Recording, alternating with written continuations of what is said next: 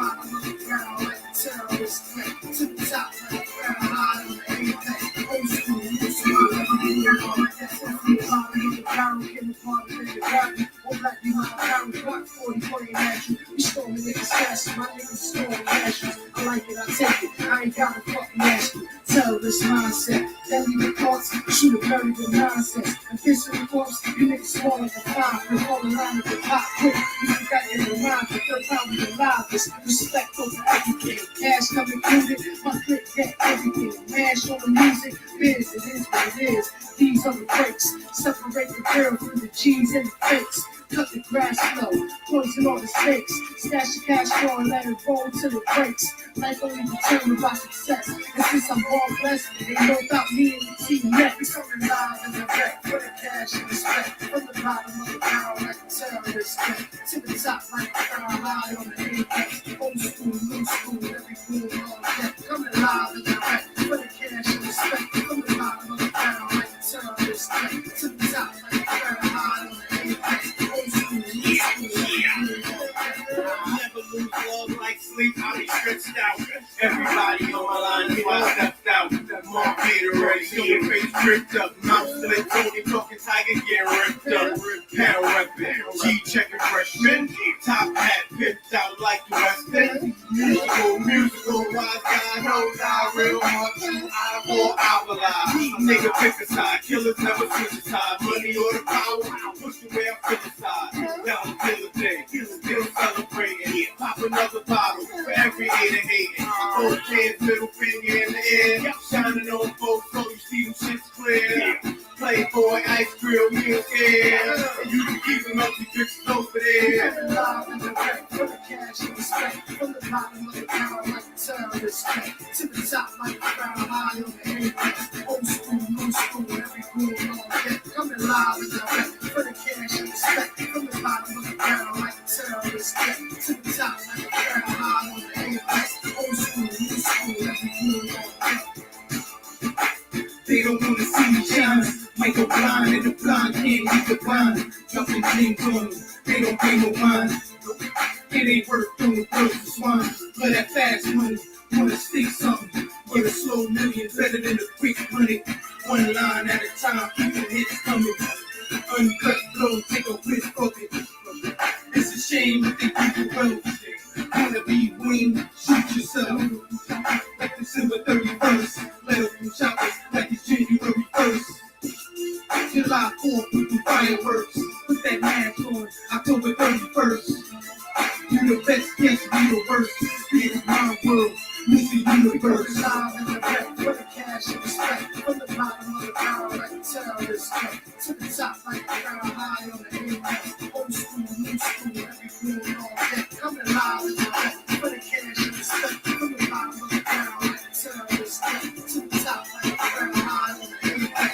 Old school, new school, every cool all that. Coming live in the back, they party your disrespect. From the G's to the king, little homies on deck. Just boom back, like a terrorist rap. Keep it good, good, yeah, shame my rap. Spit a universal code, same game and bet. Only three people think, bring your gang and set. I'm a suicide kid, let him bang, regret. From the bottom of the barrel, like the game is fit. As soon as I'm alive, I'm legit to quit. The hustle is turn trying to flip the script. Don't let the struggle burn, you gotta flip the switch. Third down on the room, don't hit your lips. Oh.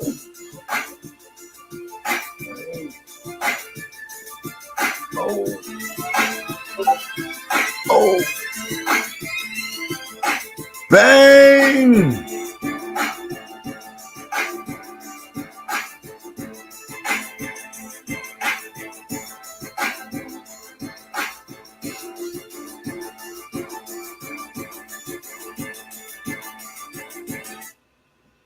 Salute, salute, salute, salute, salute.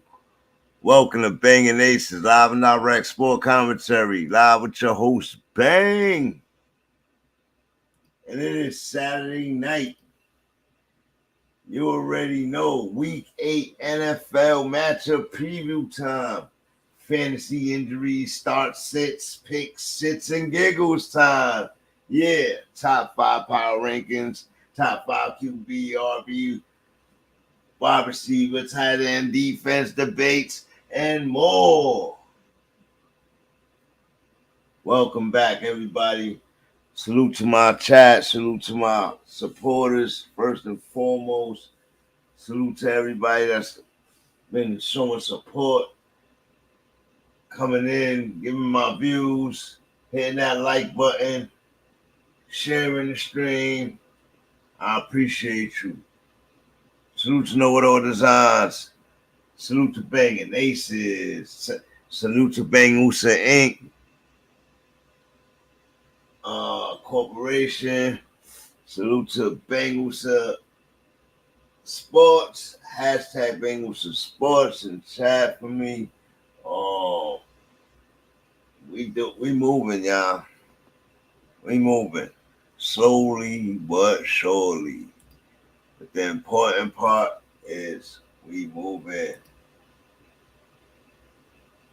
So how's everybody tonight, man? Salute to Sir Charles, man.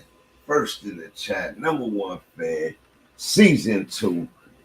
He plays no games. He called the last game, even though he had to call against his team. How you feeling tonight, Sir Charles? Yeah. Tom Brady and the Tampa Bay Bucks look to be in serious trouble, folks. A weak defense, struggling offensively, worst rushing game in the league right now, and it's week 8. It's week 8. They got a lot to get together, man. They got a lot to get together in a little bit of time. They got the GOAT going through outside noise at the time, serious family noise. I'm sure he knew it was coming, but the reality is here, and I don't know if they're going to make it, y'all. I don't know if they're going to make it this year. They may be bounced out. They may be bounced out playing the way they've been playing. But they got bounced out by the Ravens on Thursday night. Ravens bounced them out pretty easily, too. Lamar Jackson doing his thing, as always, absent his go-to guy, Andrews. He still did his thing.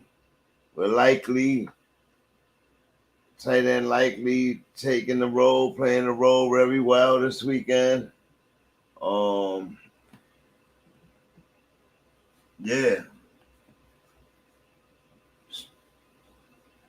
This week's stories. Let's go. We got week 7 recap, but I'm trying to get a guy some time to get in here. I gotta get them an invite out.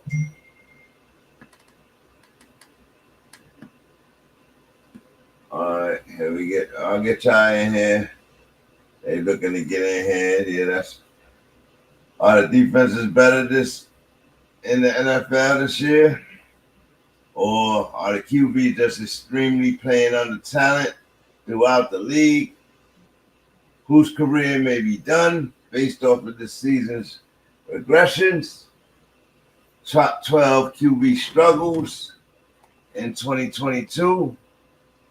And I got them listed in the description. You got Russell Wilson, you got ARod, you got TB12, you got Matt Ryan, you got Justin Fields, you got Matt Stafford, you got Zach Wilson, Kenny Pickett, Davis Mills, Derek Carr, Marcus Mariota, Baker Mayfield.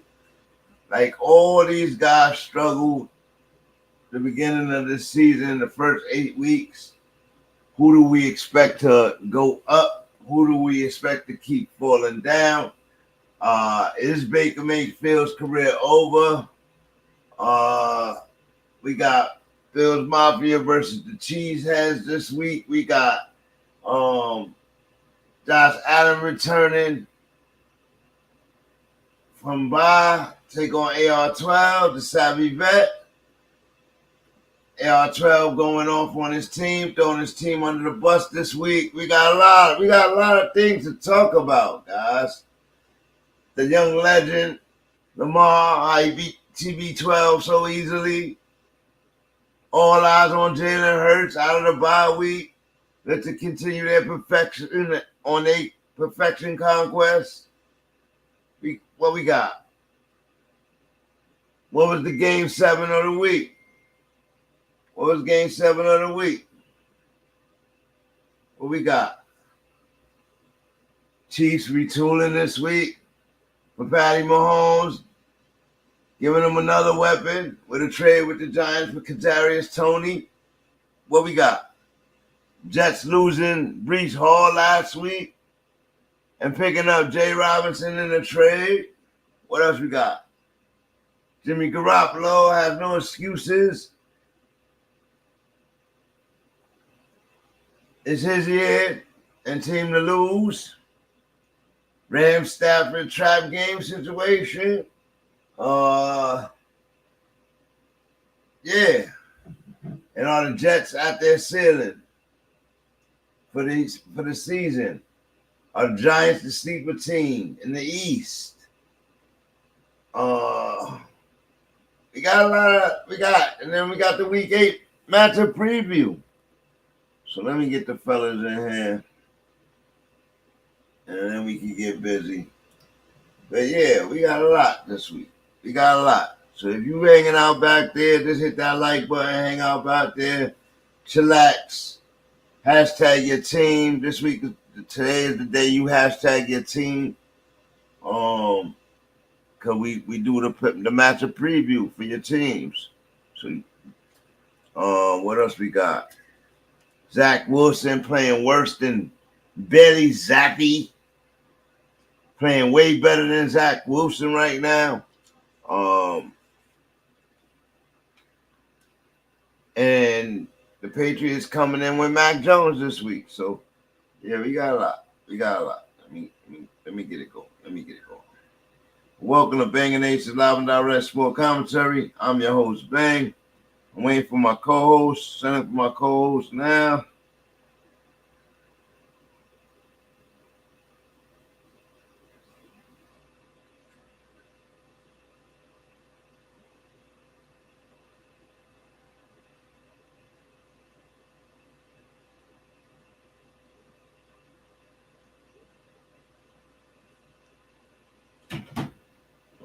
Give them a minute to get in here. Have and Base. Been doing a remarkable job these last 2 years, getting better. Salute to my fantasy fans who been coming back for more advice. Just get in the chat, ask your questions, we'll answer them accordingly. No spam in the chat or the comments, and we good. Got Dallas and Dak returning, playing management football, but that run game looking alive in Dallas, and hey,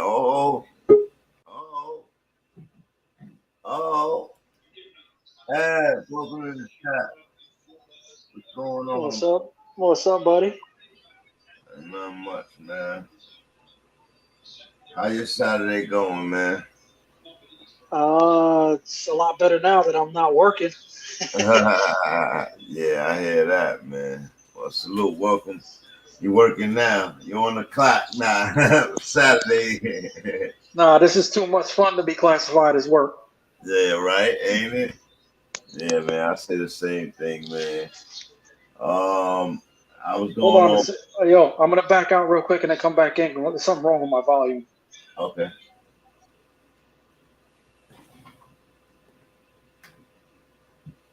Yeah. Having a house, salute to Charles.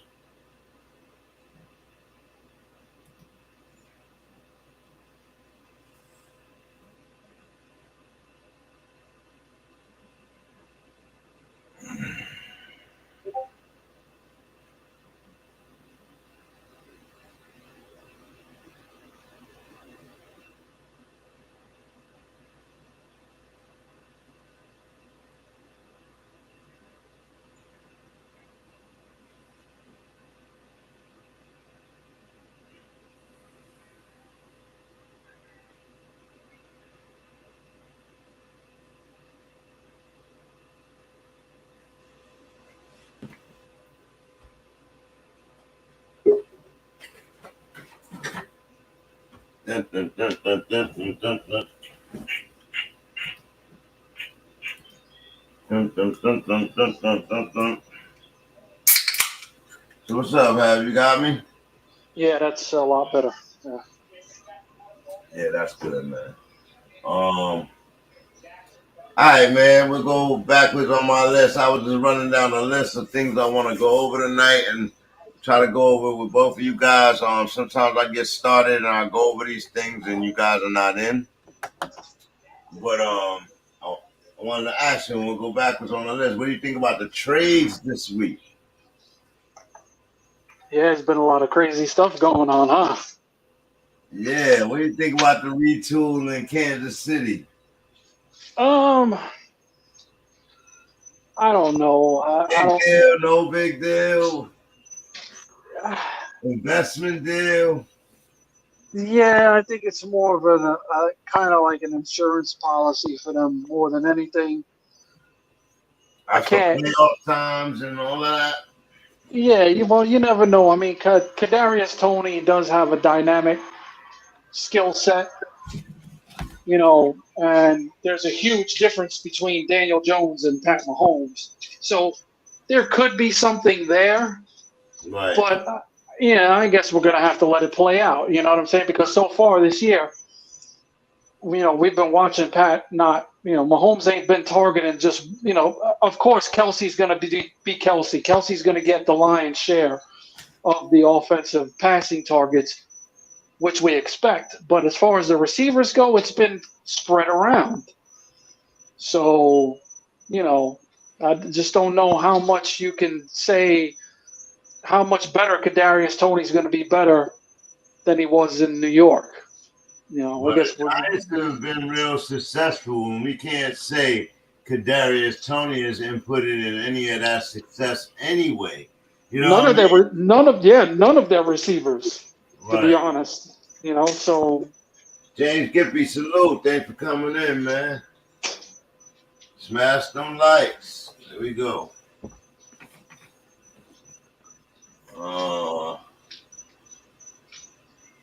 Let's go. Yeah, and then what about James Robinson to the Jets? These New York teams making moves this week. That's an intriguing one for me too. I don't expect a whole lot from him this first game with them. I guess they're gonna try to see where he fits into the offense. I mean, all the talking heads were saying that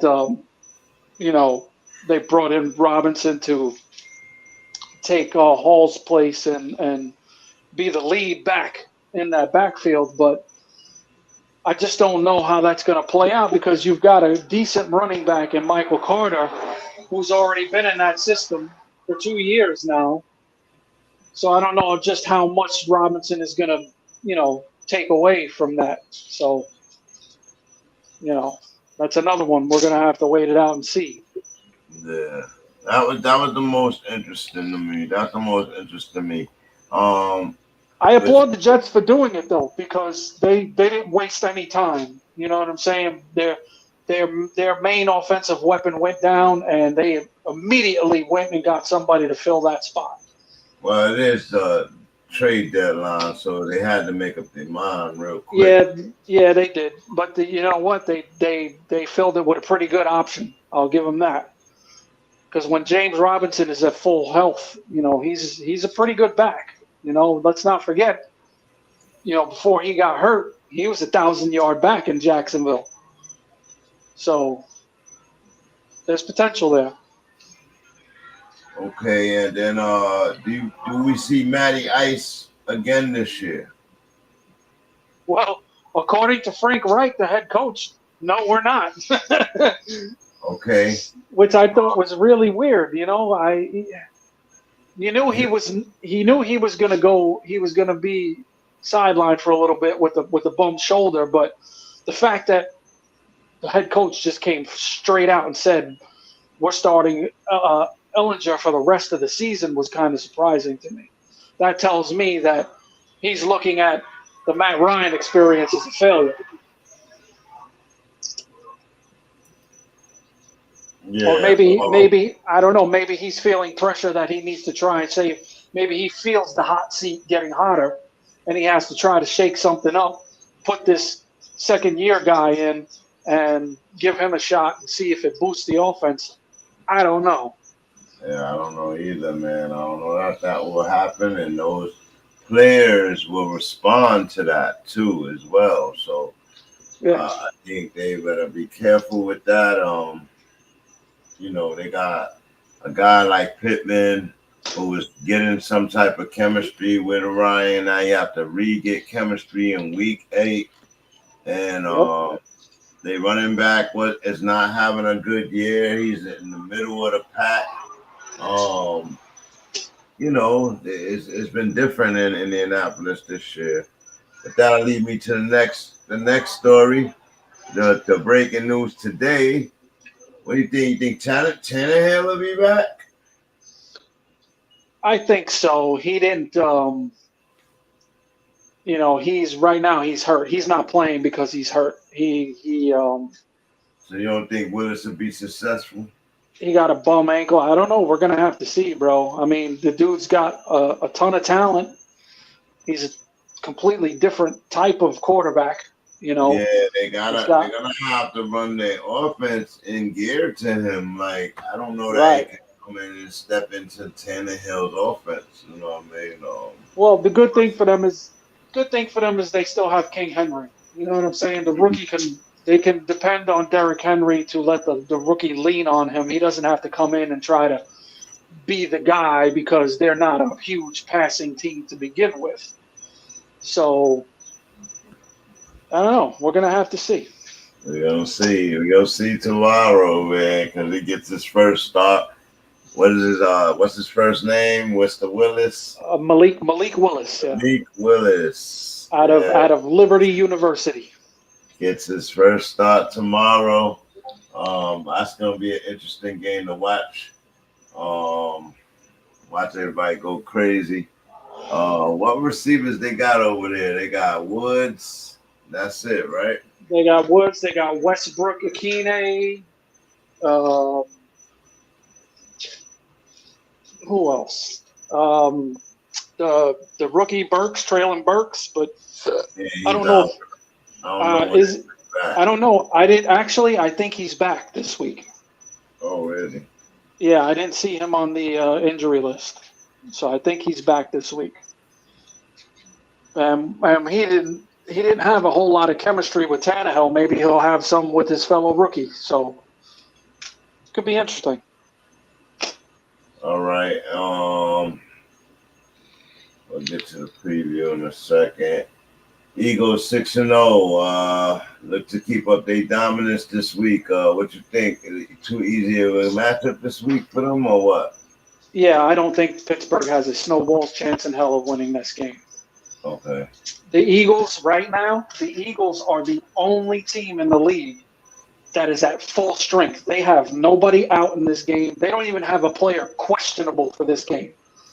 They are completely 100% healthy. Coming out of a bye, I'm sure they went over their plan really well. This would be a shocker to see the Eagles lose this game to the Steelers. It really would. They expect it to be a blowout. I was looking at Jalen numbers. Jalen throwing the ball 35 times a game, the most. In the last 3 weeks, those numbers been coming down to more like 22, 23 times a game. He's only completing like 15 of those passes, 13 of those passes. So his numbers is going down offensively. Well, here's the thing with that.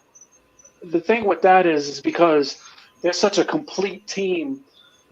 You know, they can run the ball with the best of them. So that's number one. And number two, he also benefits off their defense. They don't have to throw it a ton to win. They've been doing it all year. So he does have 6 rushing touchdowns. Yeah, they don't have to throw it a lot. And if you don't, that minimizes turnovers. So, you know, the Eagles are a dangerous team, man. They're a bad team, man. We'll jump into them a little later, deeper. That goes into the Giants 6-1. Are the Giants the sleeper team of the East? Are they not getting the respect deserved, and why? Because of their soft schedule so far. That's what it is.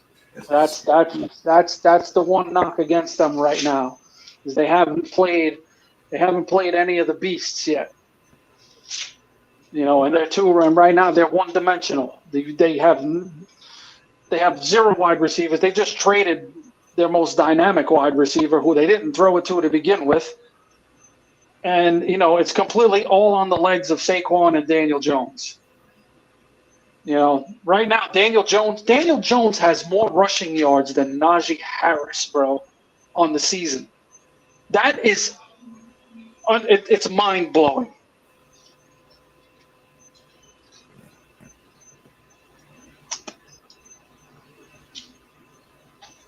Okay. So they've been getting it done. They've been getting it done with running and defense, but you know, like we were just saying, they're I think they're also benefiting off of a soft schedule. But they got a tough matchup this week because Seattle can score a ton. Really? You think they're gonna struggle with Seattle? I think so. I think so, especially because it's in Seattle. Seattle's one of the toughest places in the league to go into and win, especially for an East Coast team. Right.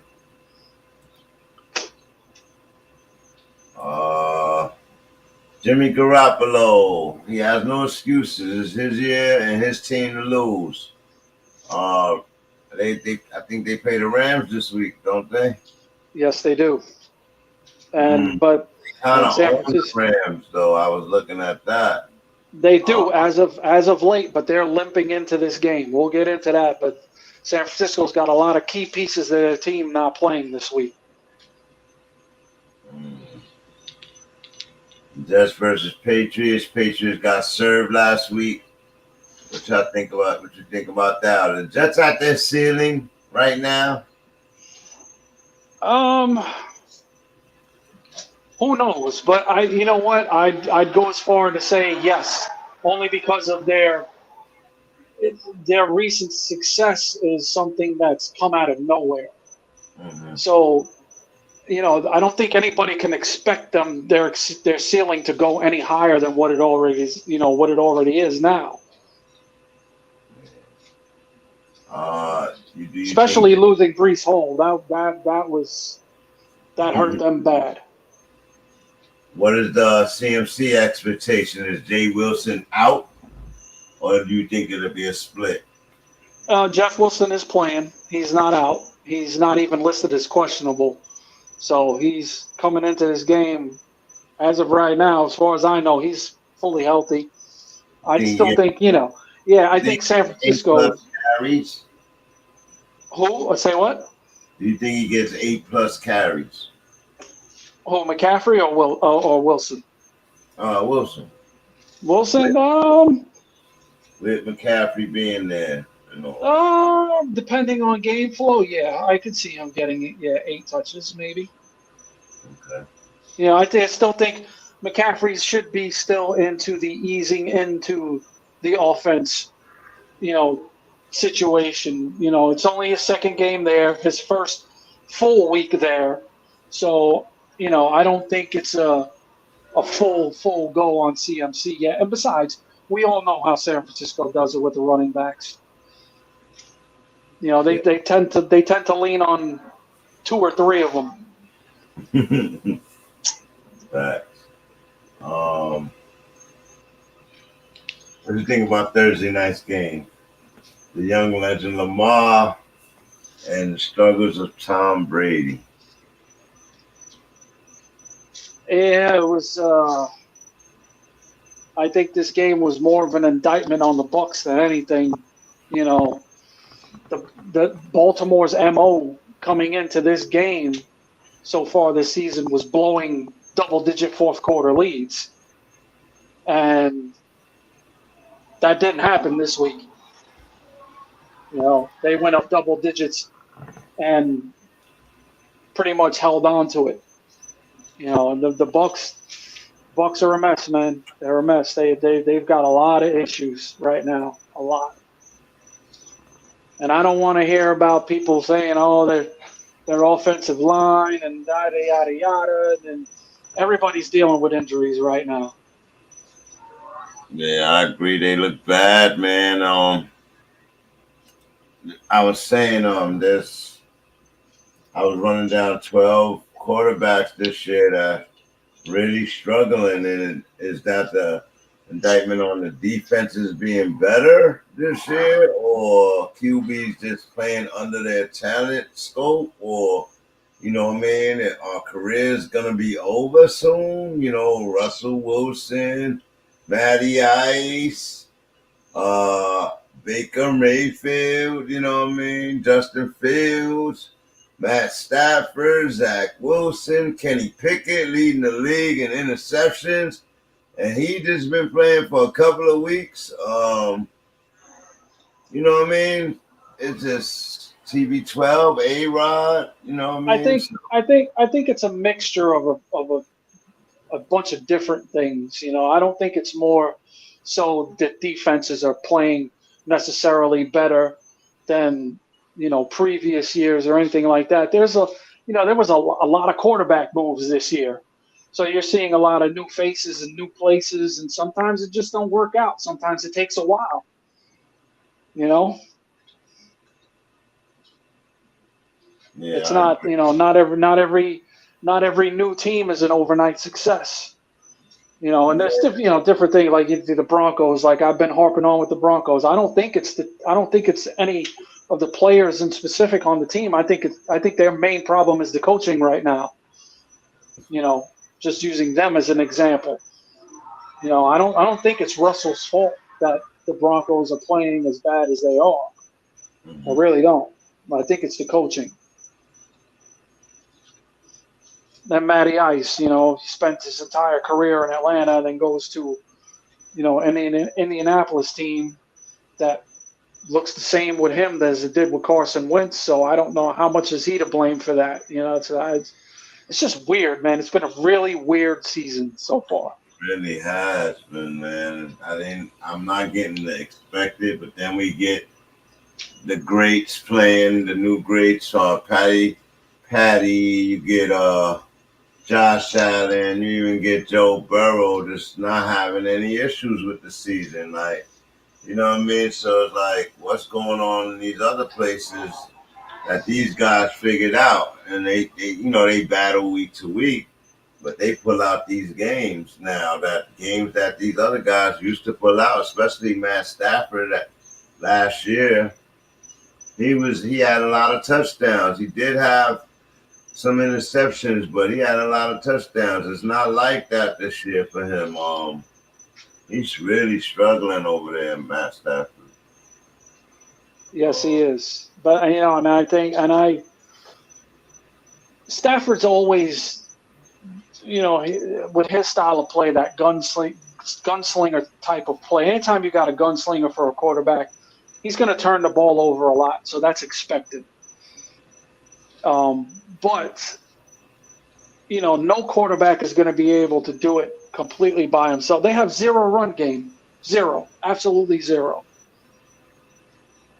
And when you become one-dimensional, I don't care who you've got on your team, that just makes it easier for defenses.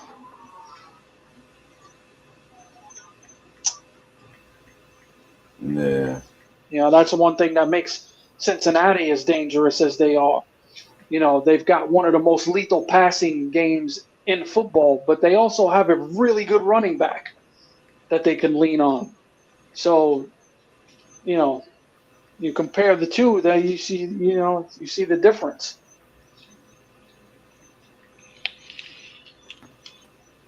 Yeah, I agree. I think if Matt Stafford had an elite type of running back that he could lean on and take some of those passes away that they don't need to throw it all the time, I think the Rams would be much better. I believe that too. They throw way too much, man. I don't believe we saw it with the Bucks. defenses that they do with the passes they get. Like Cup, that's what makes Cup even better. Like they know he's going to Cup, and he still gets those passes to Cup. Like, Yep. He but still gets open. He finds a way to get open. But it makes him one-dimensional, and when he tries to go off a Cup and he throws those picks, it's not the same route running. It's not the same hands. It's, you know what I mean? Yeah. What was the game of the week last week? Let's see. Packers Commanders had a good game. Giants Jaguars had a good game. That's it. Oh, Steelers Dolphins. Browns Ravens. So probably the Browns Ravens was the biggest game last week because it was a North Division.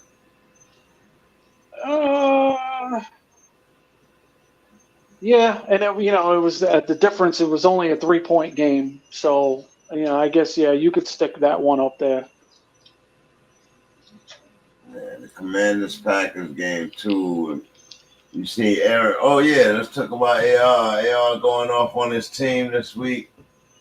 I mean, it's deserved. It's deservingly so. Yeah, I didn't hear no lies. Yeah. It's deservingly so. They playing miserable. You about to have a big game, going into a big game. You can't have these drops. You can't have this discord. Like, you know what I mean? Yep. He said Lazard. And he included himself in it as well. He wasn't just pointing the finger at everybody else and sitting back and acting like, I'm the perfect one on the team. He also said, there's been a lot of bad throws as well. So. Right. So I just think he being a man with that, calling people out, but he being accountable, and that's cool. You expect that from a guy like Rodgers. You know what I'm saying? Rodgers gets, he's on he's on a different tier. You know what I mean? So if anybody can do that, if any elite quarterback can do that, it's him. We watch Brady do it all the time. Brady will be berating dudes on the sideline during the game. You know what I'm saying? But he's earned that type of respect. You think that works well with these guys today, though? Yeah, when you've got a young receiving core like they do, yeah. Sometimes you got to be like, you got to let them know, hey, you got to step up. This is the NFL, bro. It's a what have you done for me lately league. If you don't perform, they'll find a guy that can. And that's not him talking shit. That's just how it is on all 32 teams.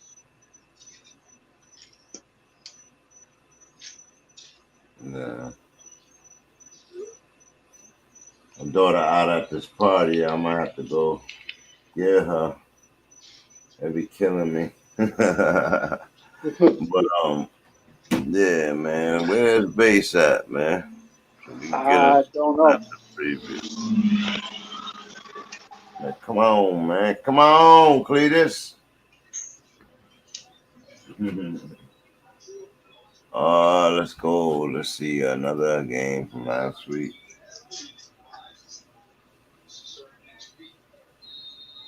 He texted 20 minutes ago and said he'd be on in a few minutes.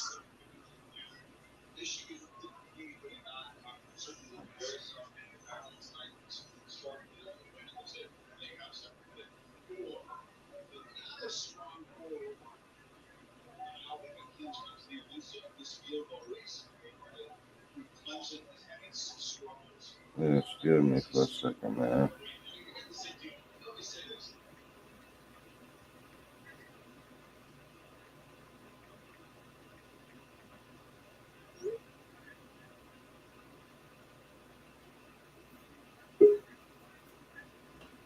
Oh, wait, hold on. Yep, my bad. I hit the wrong button.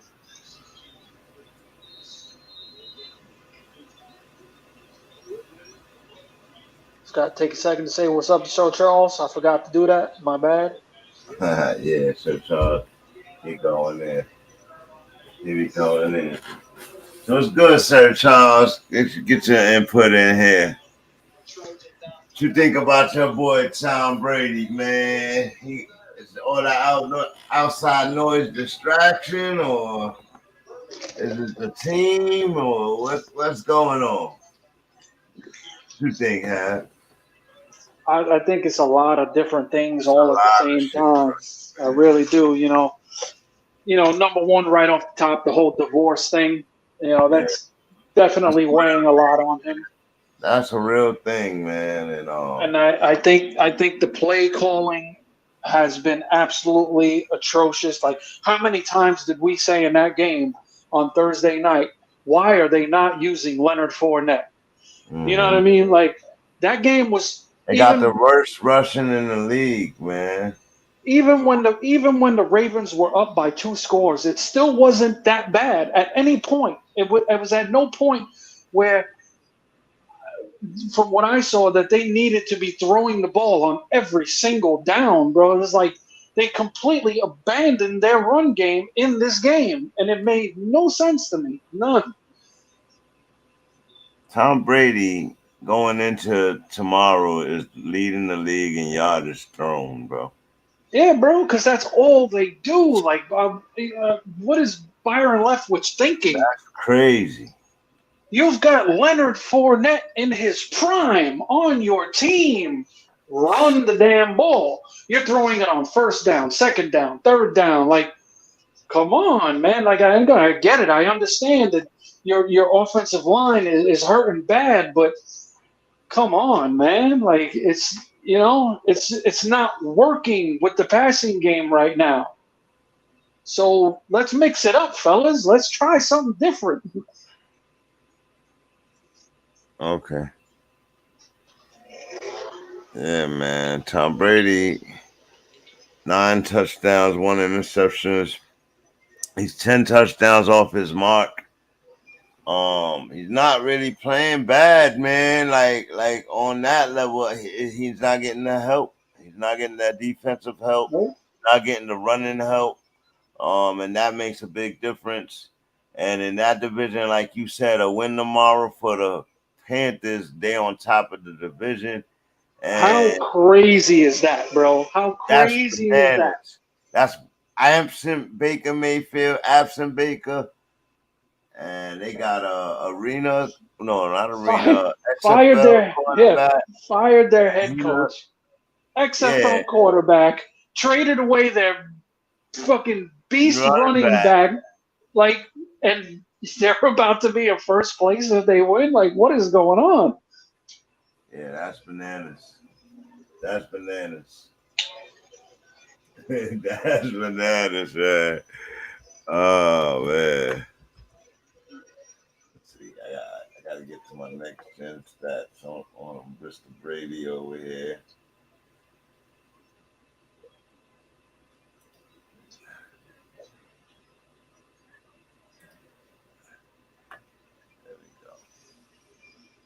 There we go. How you feel about Kenneth Walker's inclusion into the league? I pretty much saw that one coming.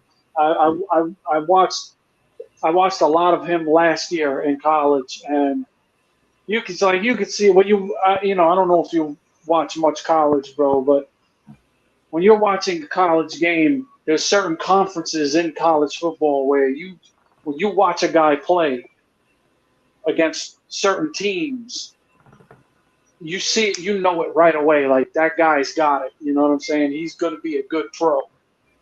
And you could see it last year with him. You know, he played at Michigan State. You know, so he's playing against Ohio State, Michigan, Purdue. He's playing against really good schools, and he was tearing them all up, bro. Yeah.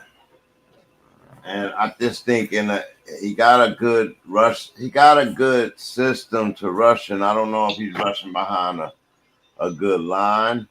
But even if he isn't, he's actually made something happen. they haven't looked effective in their running game. To me, I know Carson did some things for them, but since Lynch, you know what I mean? Since Lynch, they haven't been dominant in their running game since Lynch, and we'll see what Kessler could do and if he can stay healthy. They seem to lose running backs left and right in injuries, so Yeah, they do. They do.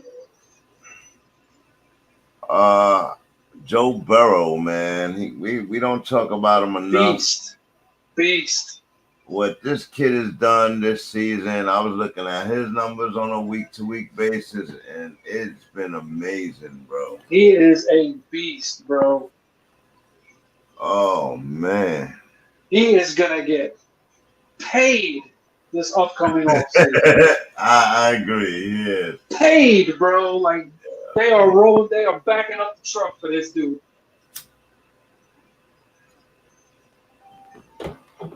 This kid has over 2,000 passing yards. He's right behind Brady and Mahomes. Third, 15 TDs. I think he third for that, too. Or he tied with Lamar Jackson behind Josh Allen. And only 5 interceptions. That's after throwing 4 in the first week. We are in week 8. He's only thrown 1 since. Playing at a 102.7 rating. 68.9 completion rate. The kid is on fire, man, and I think Baltimore in trouble. They better win out. They better win out because they right there kicking at their heels. And yeah, that whole division's in trouble, bro. Because Cincinnati is they're on a roll right now, man. They're looking like they did in the second half of last season. Yeah, they made the switch mad early. They did, man. Now they're gonna lose Jamar Chase for the next month, but you know, I think you got a plug and play dude in T. Higgins at a number 1 spot.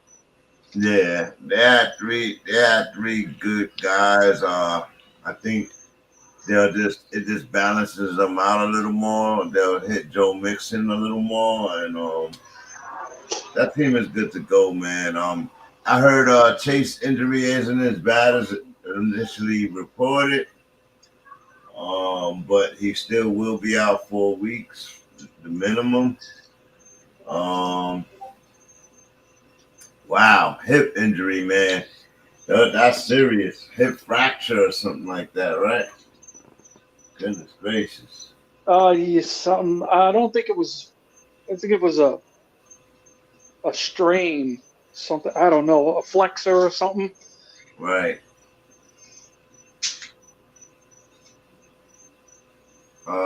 What do you think about these Chargers and Justin Herbert? Chargers, man, they've been right. They've been struggling lately. You know, struggle city. Justin Herbert's through 8 weeks, 12 touchdowns only. 3 less than Joe Burrow. 2,000 passing yards, so he had a couple of good games. 91.8 rating, 65 completion rating. Still not playing as efficient as some other guys, and I gotta put Jalen Hurts over him now. And Jalen Hurts don't have as many passing yards. But those rushing touchdowns and those rushing yards put them up there, you know what I mean? So Yep. That's like, wow. Oh. Basically, if you don't get your tail in here, bro.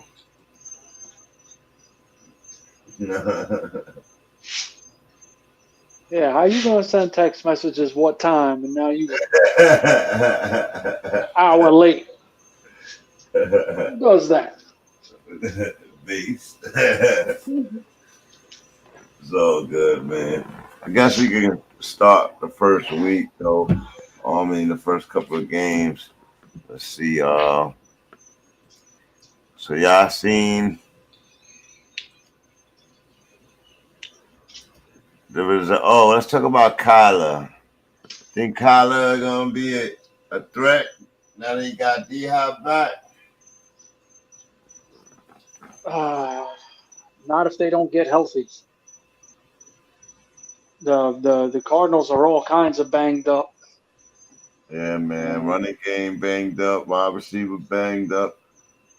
Yeah, the old line is banged up too. They're Cardinals. Yeah, they got it bad right now. And they got a little chunk of games coming, like some competitive games coming. So I don't know. Well, man, let's see. Games. They got Vikings tomorrow, and then you got the Seahawks, and then they got the Rams, which is their division, followed by the 49ers, and then the Chargers. Like, they got proven games, man. They can't. I doubt they can win 2 of these games. Like, you know what I mean? Let alone all 5. Like, yeah, that's tough schedule. That's a real tough schedule.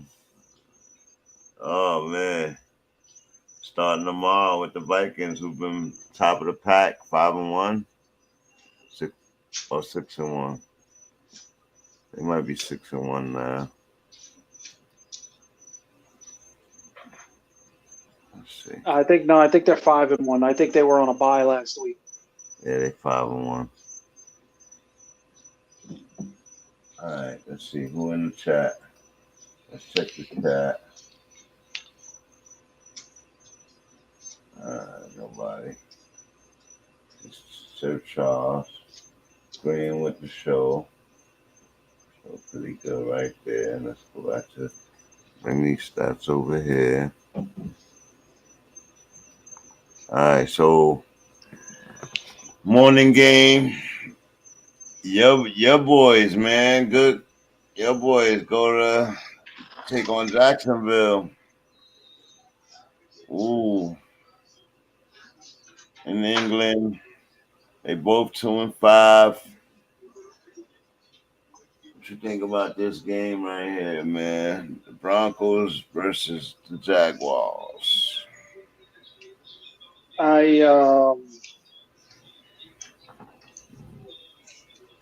I think I like Jacksonville in this game.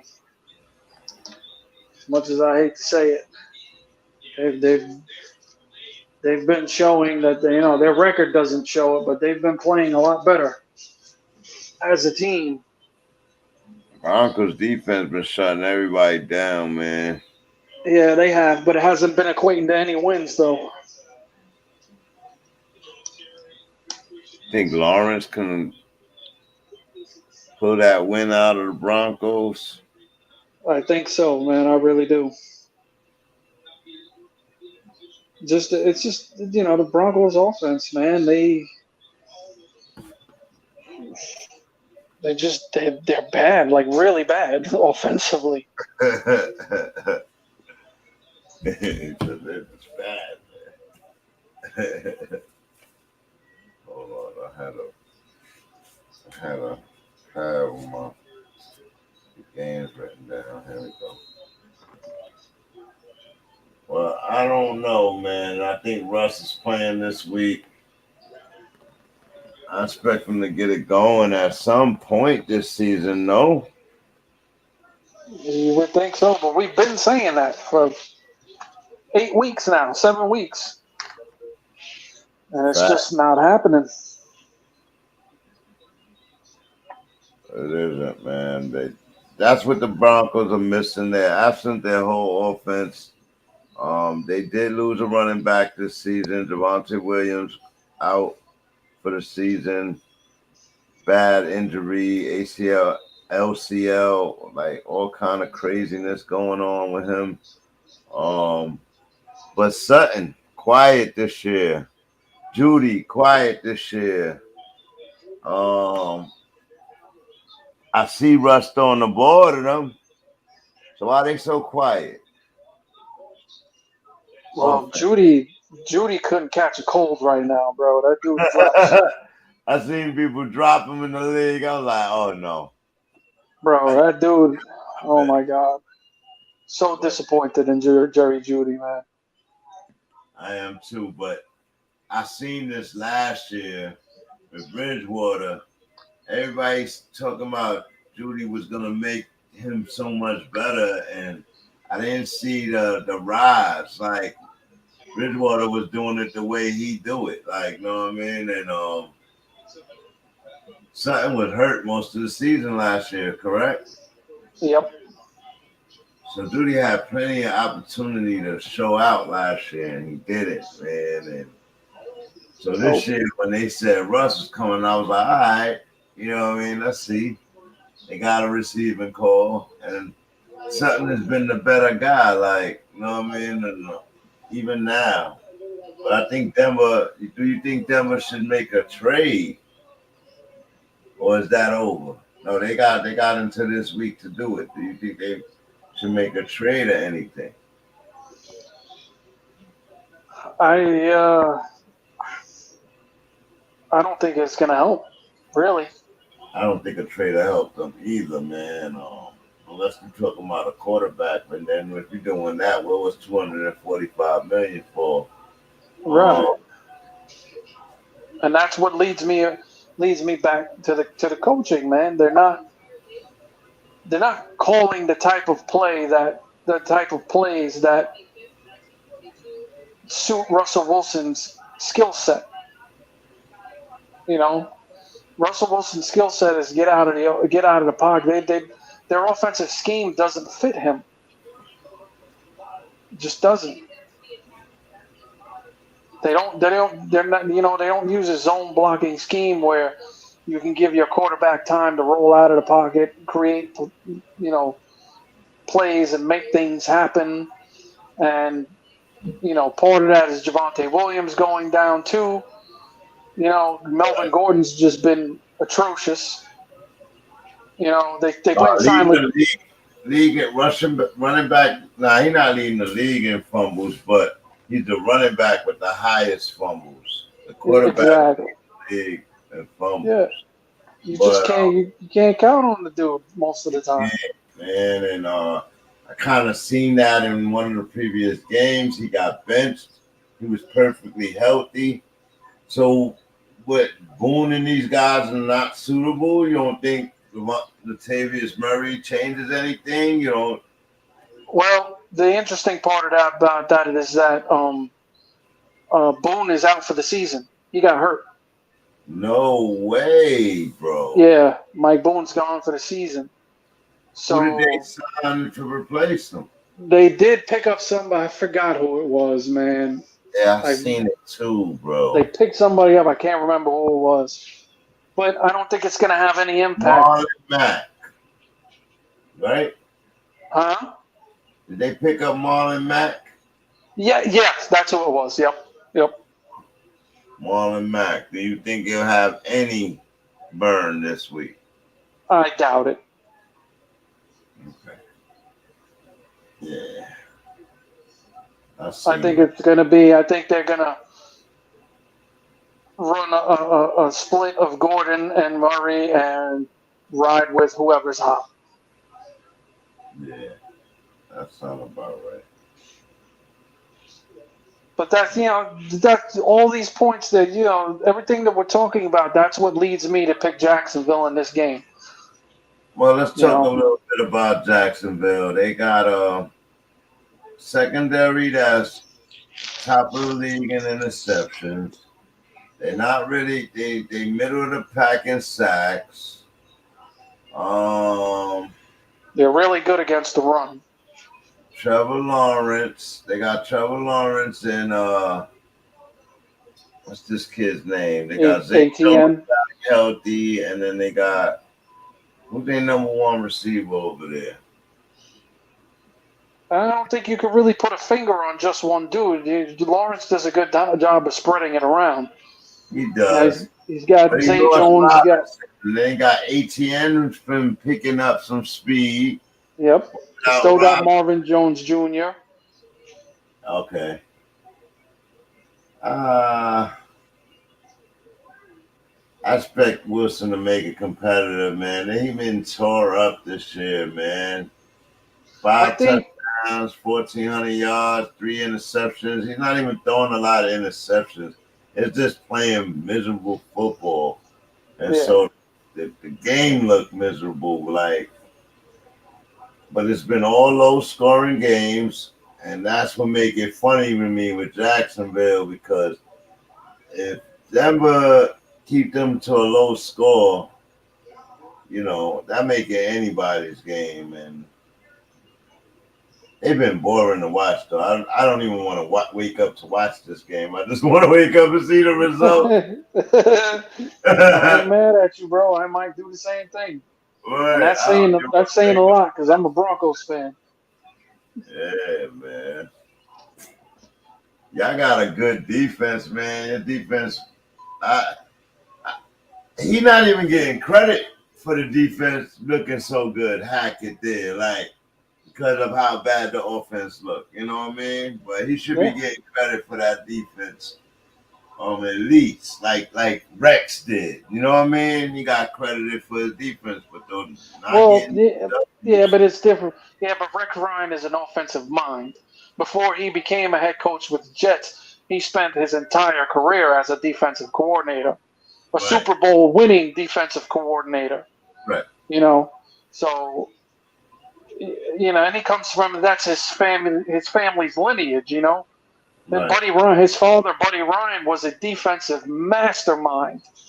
So that's why, Rex Ryan gets that kind of sort of credit. The Broncos, that defense has been put together over the past couple of years. So it's kind of expected that they would be good. I don't know if anybody expected them to be as good as they are. I don't know if they're playing as good as they are because the offense has just been so horrible and they have no choice.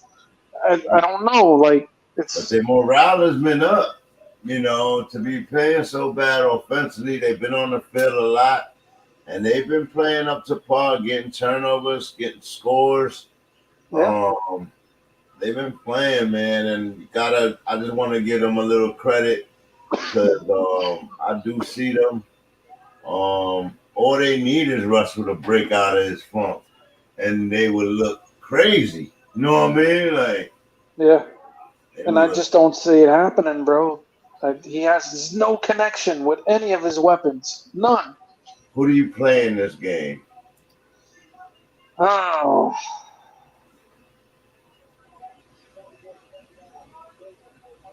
I think on the Jacksonville side, I think you play ATN because he's going to get the lion's share of the touches now with Robinson being gone. And Lawrence? I think you could, but I don't know if you expect a whole lot out of him. Right. The Denver defense, I'm scared to play Lawrence, man. Yeah, the only person I would feel comfortable playing in Jacksonville's offense this week is ATM, and that's strictly based off of volume. I think you said it before. I think this is going to be a low scoring game too. I really do. You've got a decent defense in Jacksonville, and going up against a disgusting offense in Denver. And Denver's defense is just going to do what it does every week. So that's going to make it hard for Jacksonville offensively. Let me give some recent Trevor Lawrence numbers off. 1707 for yardage on the year, which isn't bad, but only 9 touchdowns and 4 interceptions. 88.9 QBR with completion rating of 63%. That's not that good, bro. No, it's Brady, not. Brady playing way better than him. That's how, you know what I mean? It's crazy. and Brady is in the middle of the pack. Like, you know what I mean? Is what I'm saying. Like, Brady. Well, and also at the same, we can't forget that Lawrence is playing in a brand new offensive system this year, new head coach. Everything's it's his second year in the league, but everything's still new. You know what I mean? Yeah. He started hot, but he's starting to level off. Yeah. He looked, he looked decent last week against the Giants, and the Giants have a good defense. Yeah. So,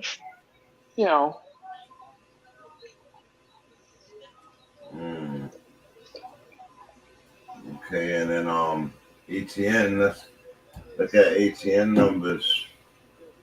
He just started having a good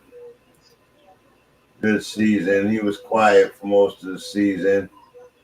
415 rushing yards in 8 weeks is not bad. That won't put him at 1,000 on the season end unless he turn up. But he's just under Christian McCaffrey for the season and Aaron Jones. Right. And plus he had Robinson was starting at the beginning of the year. Right. This is, for all intents and purposes, this is really ATN's. It's his second year in the league, but it's really his rookie season because he didn't play at all last year. He had a serious injury. Do you think he stays healthy this year? And who did they go get in the absence of Robinson? Who did they bring up to back up? They didn't bring anybody in. They're riding with what they got. I think they got a pick from the Jets for Robinson. But they don't have nobody backing up. They gotta have somebody backing up. Well, yeah, they do, but it's no. Let me see. We'll figure that out over the next few weeks. I'm gonna try to get that right now. Hold on.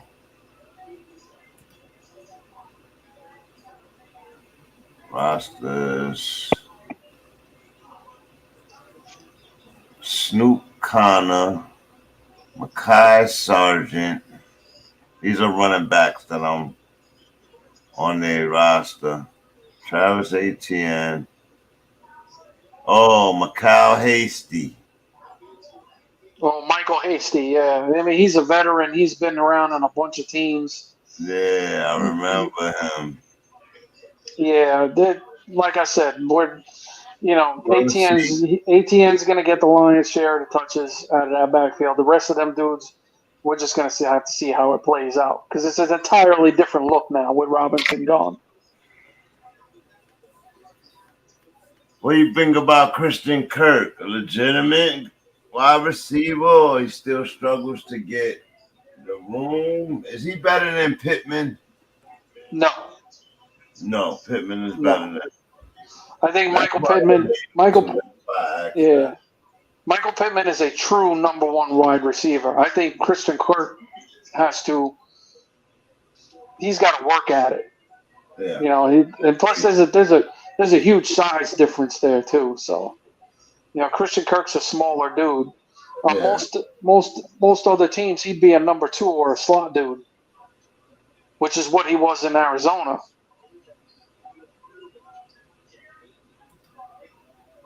Let me see. I'm trying to see what's the difference in their yardage on the season. Christian Kirk 458, Michael Pittman 475. So pretty close. How many TDs they got?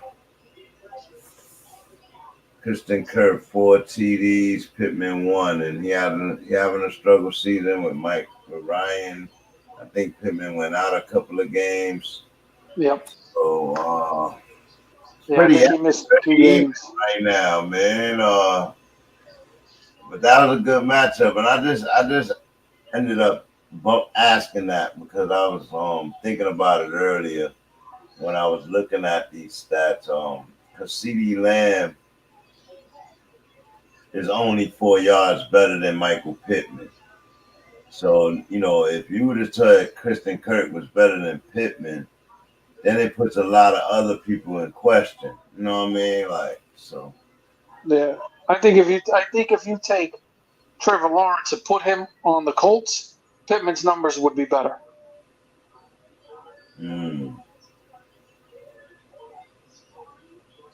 Yeah, that's a good point right there. Yo, Bates, man, you about to miss Killing out. us. You going Jaguars? I mean, Yeah. you said you going Jaguars. Yeah. I'm gonna go Broncos. Sir Charles going Jaguars. We gotta remember to ask Bates this one.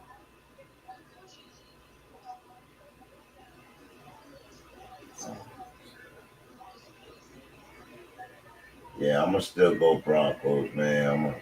I'm gonna ride with Russ and his little shoulder injury. I wish I could say you're crazy, but you're not. I mean, it's. I know why you're doing it. It's because of the Broncos defense. When you got a defense. Oh man, killing us, bro. What are you doing? What did I do? Where you been, bro? We've been on for an hour, bro. Bro, y'all have no idea what I'm going through right now. Never mind. Can you talk? Can you do this? I'm here for a few moments, man. Okay. Catch me up. Let's go. Where I'm at. All right, we won't waste no time. We on the Broncos Jaguars matchup. We said a bunch of things about both of them. What you think about this game, real quick, and who do you play and who you going? Broncos who? Broncos who? Jaguars. Oh my God. Okay. England. In Jacksonville? Playing Jacksonville. They are in London. London. Trash. Hate it. Okay, so we going Trevor Lawrence, we going ATN, we going Zay Jones, we going Christian Kirk. And you know what? Evan Ingram getting about 6-7 targets every week with tight ends. That's what you need. So give me Evan Ingram, right? Now, and this is. Do you think they're gonna run over Denver's defense like that? No, not at all. But they are gonna play. The games in London are always a little tougher. They're always a little harder to gauge too, and they always That's seem a good point, babe. Yeah, they always seem to shock us with the way they turn out, right? So, from the flip side of the football, give me Russell Wilson, give me Cortland Sutton. Give me what's the tight end going off? Dulcich. Give me him. And give me Melvin Gordon. And that's you got Melvin Gordon going too. Ooh. Yeah, against Jacksonville. Yeah, man. I mean, they're good against the run, but they ain't great. Is this the only game we're on? Yeah. Okay, beautiful. So give me the Broncos to win. Russell's not having it. Russell's back, baby. And I went Broncos with you. Have and Charles went Jaguars in London. Wonderful. All right, I am jumping back off, but I will be back on hopefully in less than 15 minutes, man. Y'all don't know. All right, you're feeling. All right, Have. So that's take care of that game. We'll see. I was really surprised to see he went full package on that with the Broncos. I know that there's some good people in the chat probably disagree with me and you. I don't know about playing Trevor Lawrence in this game, y'all. And if you're not playing Trevor Lawrence, I can't say to play Zay Jones or Christian Kirk. But they do have potential to catch a ball or two, maybe a touchdown, but you're very dependent on that. And so it's risk. And for the fantasy fans out there, I know they got these guys on their team, but you should look for another person, in my opinion. But if you gotta go with these guys, you go ahead, man. Zay Jones and Chris Kirk, both of them, they are targets. They are targets of Trevor Lawrence. I just don't know with the Denver defense. What you think, Hev? Yeah, I mean, I'm pretty much siding with you, but you know, at the same time, there's bye weeks and injuries, and so I could see, you know, if you gotta do it, you gotta do it. I just temper my expectations because this is just. He said a name that I didn't expect, Evan Ingram. What you think about that for the tight ends that we've been struggling week to week with tight ends this year? And tight ends were supposed to be the biggest position shift in the game, right? Absent Kelsey and Andrews, after they put up what they put up, and where they been? Where the tight ends been this year? I don't know, bro. I can't call it. You never know from week to week what's gonna happen. A lot of these defenses being better. Did they take the tight end away in most defenses, and that's affecting the league? Do you think? No. I just think, okay, let's put aside Kelsey and Andrews. Let's go with the next two biggest names, Waller and Pitts, right? Right. Pitts went from having Matt Ryan his rookie year to Marcus Mariota. Right. Big difference. Huge difference. Darren Waller, he's been hurt, I think, the past 2 or 3 weeks, but at the same time, they brought in Devontae Adams and a brand new head coach with a whole brand new scheme. So, you know, I think that, you know, it's not about the defenses or the specific players themselves, but there's been a lot of culture and player shifting going on, which affects them as well. So, you know, I didn't read a whole lot into that going into the season. I didn't really think about all that until after the fact. But, you know, it is what it is, you know. Yeah, I agree. All right, we'll move to the next game. Arizona Cardinals. We were talking about this earlier. Going into Minnesota to take on the Vikings. What's my cousins? Kirk Cousins and crew. Jefferson. And who's their running back name? Cooks. Dalvin Cook. Thielen, all these guys. What do you think about them tomorrow? I think Arizona's going to have a really, really tough time in this game. Oh, you think Minnesota moves the ball easy? I seen Cook coming into himself lately in the offense. Yeah, I don't know. Can Arizona stop the run?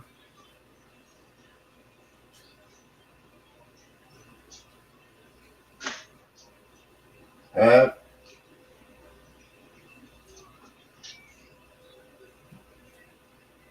all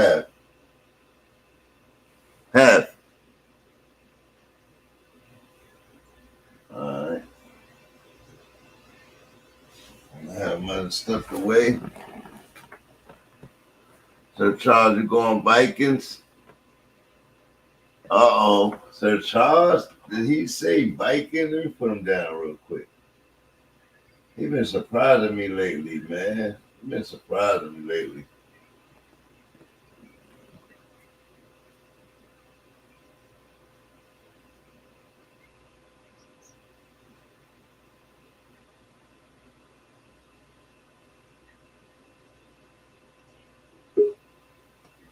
There we go.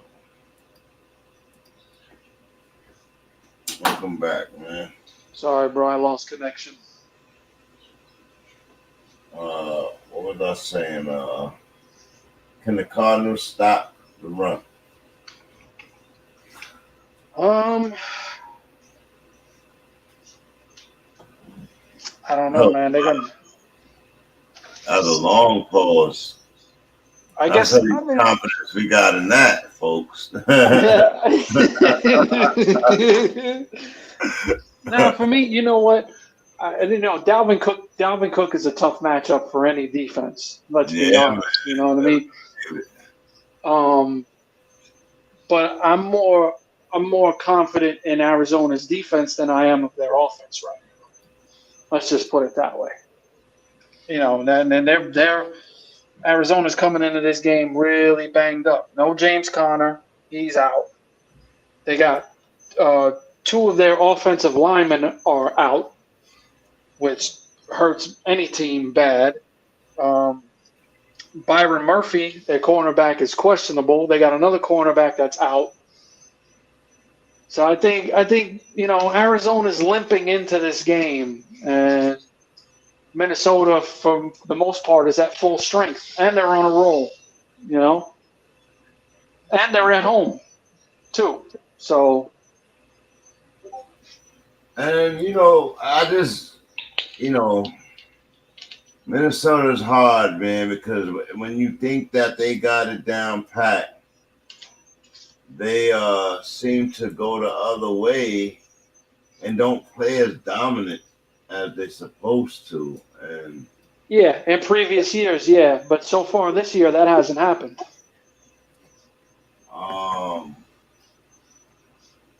Kirk Cousins, you think he eclipsed another level? No, not necessarily. To me, he looks like the same Kirk Cousins, I agree. He does.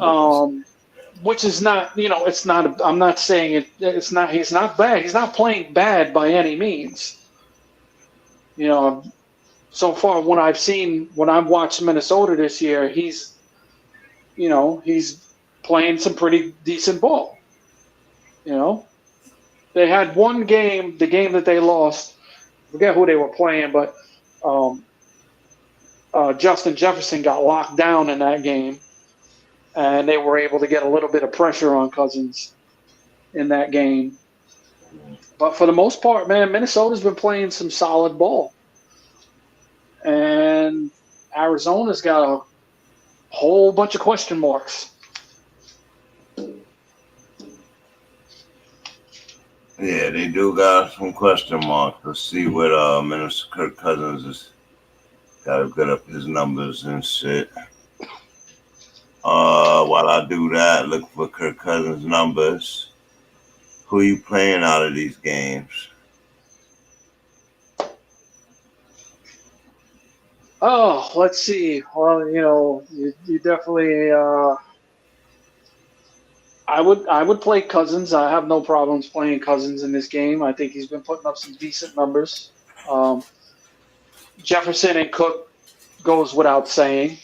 Thielen's always a solid flex option.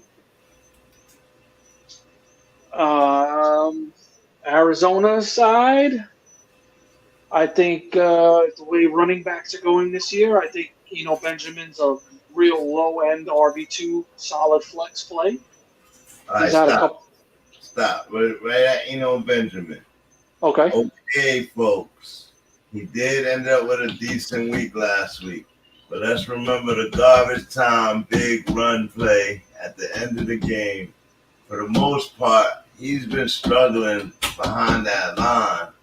So be careful with him. But like he said, a low-end flex play. You know what I mean? A low-end flex play. You may have somebody else that can do something better for you. Well, what he's got going in his favor is that there's nobody else there's nobody else there to take the volume away from him. Volume. That's what he got. But it's a risk. You're counting on that value. But he may be coming into his own. He may have found it. You know how you look for that seam? And he found it last week. You know what I mean? So. Yeah, I mean, this is what, when you're a backup on a team, no matter what position you're at, when a guy goes down and you get your chance, you got to make the most of those opportunities. And with D-Hop coming back, he's going to attract a lot of attention, which makes the running back even more harder to keep up with. And especially when you got a running quarterback. And I'm looking at Kyler numbers, and he been rushing a lot, man. But let's go. Kirk Cousins, 1,500 yards, 9 touchdowns, 5 interceptions, 88 rating. Completion percentage is what? Where you at, baby? Hold on.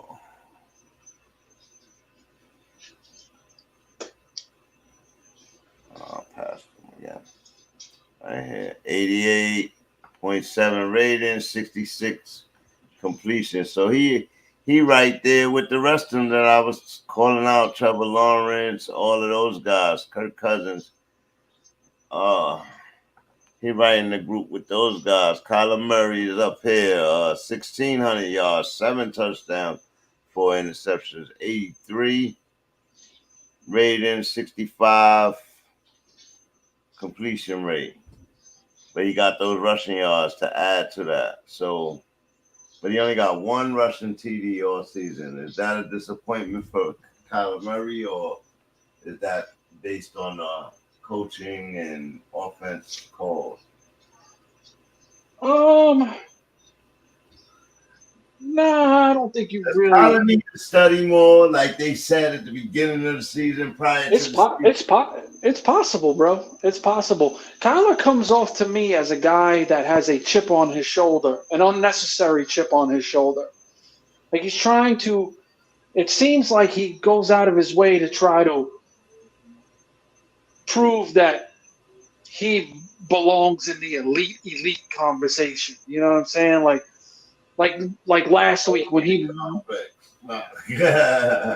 yeah, like last week when he was screaming on his coach. You know what I'm saying? Like you can't do that, bro. Like that's not like I don't know, bro. Like to me, it seems like Kyler thinks he's a little bit bigger than what his shoes are right now. I think he just needs to concentrate on just playing, man. Just go out there and do what you do. Stop worrying about, trying to appease. Yeah, you know what I'm saying? Yeah, or try to, make it look like, I was right about the money that I got. You know what I'm saying? And the middle finger to everybody else. He was gonna be under the scope this year. I'm sure that's in the back of his mind. And oh yeah, without a doubt.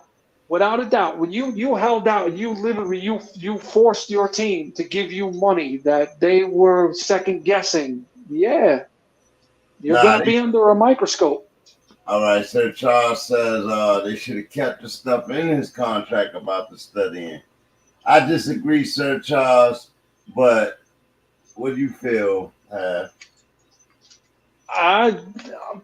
Honestly, I'm not really sure, but he might be right. Yeah.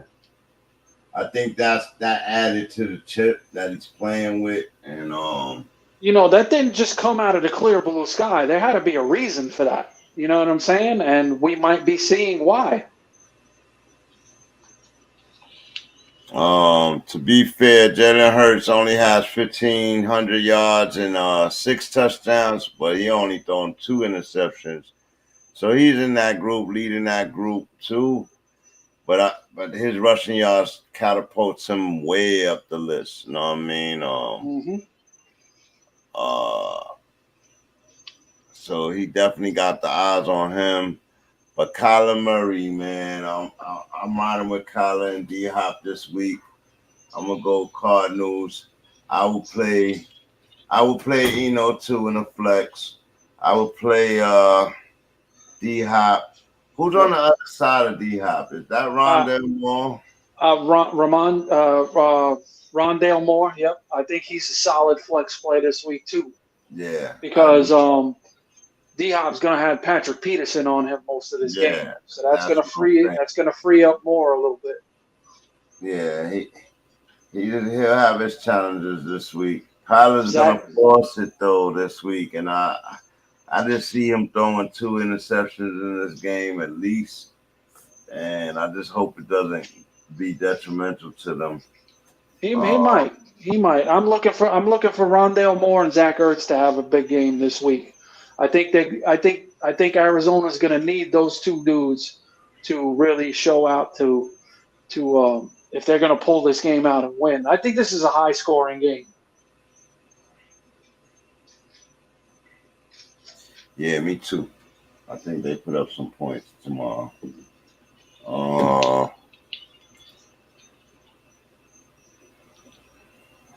Who you going for in this game? I'm going Minnesota.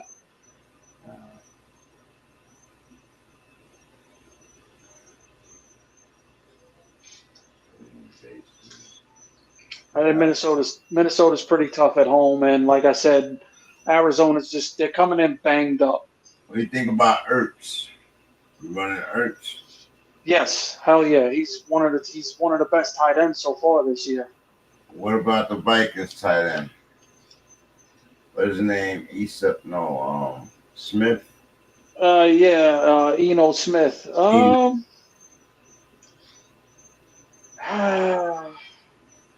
Yeah, I mean, I guess everybody's, like we've been saying, unless you got Andrews or Kelsey, you're pretty much, or Tyler Higbee or one of them dudes, you're hurting a tight end right now. So I would, pretty much everybody else is a dart throw. Agreed. All right. Let me move on to the next game, 1 o'clock game. AFC versus NFC matchup. Miami Dolphins go to Detroit Lions. Tua Tags coming back to form last week, looking pretty good in the offense. It was a close game.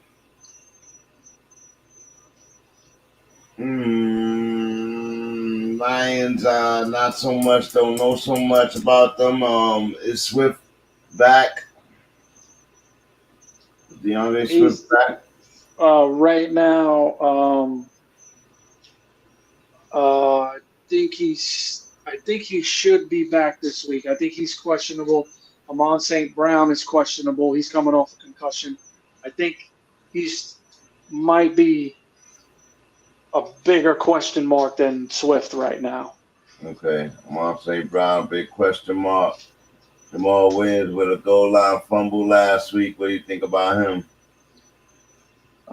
He's probably in the doghouse, but I mean, he still gets, even when Swift is healthy, Jamal Williams still gets enough carries and most of the red zone touches to warrant him as a good, a solid flex play. Jared Goff was, 1,500 yards, 11 touchdowns, 6 interceptions, 90.6 QBR, 62.3 rating, completion rating. He's playing under par. We all know that. It's maybe because his team is injured. What about Hawkinson for them? Yeah, outside of that 1 week where he went bananas, he's kind of up and down. Yeah, man. I'll probably go with the Miami Dolphins in this game because. Yeah, for sure. Tua Tags, Waddle, Hill. Yep. Mostert. They looking healthy over there. Plus, the Lions have two starting cornerbacks and a starting safety are out for this game. Oh no! Yeah, easy. So this is easy. We go Dolphins here. Charles going Dolphins. Who do you play from these teams? Then I know one guy you don't play. Miami backup running back. I know you keep him. He might be even a droppable piece at this point. Chase Edmonds. Chase Edmonds. Yeah. Chase Edmonds. I know everybody was keeping them because they thought Mostert barely stays healthy. But it's week 8, people. Don't hold yourself back. You got to do like Have did. Spend your yak. For Spend real, that yak. man. Get a whole new backfield. For real. If they're out there, go get them, man, because they are they're few and far between right now. That's right. Tight end position hurting this year, and the running back position just totally shifted. A lot of guys not playing up to par. Running back was just been a little different season. I won't say not playing up to par because there's a lot of guys that are, especially like guys like Josh Jacobs. Derrick Henry is not their top 2 back, but he's their top 4 back. You know what I mean? Ramondre Stevenson coming out of nowhere this year, getting the touches, having a good running year. Miles Sanders, Khalil Herbert, these is backup backs. You know what I mean? Breece Hall, who just got injured. Jeffrey Wilson. That's why I said Jeff was a top 10 back prior to the CMC trade, and goodness gracious, it'd be sad to see him. He wasn't getting the TDs though in the red zone, so he only got 2 TDs on the season and 8 weeks. So I could see why they wanted to solidify that position better. And when you get an opportunity to get CMC, you go get him, man.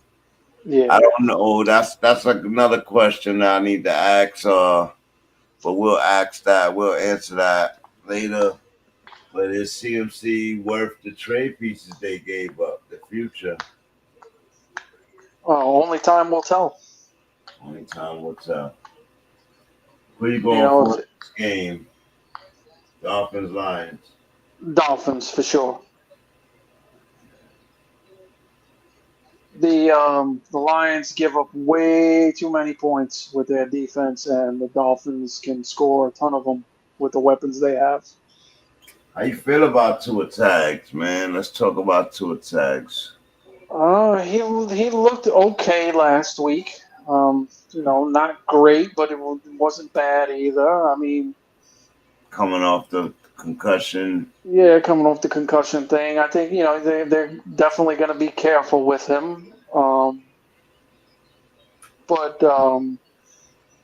Yeah, man, the Dolphins, the Lions give up a ton of points, man. If you got a Dolphin, I'd play him this week. I'd start Tua, Mostert, Gesicki, Waddle, and Hill.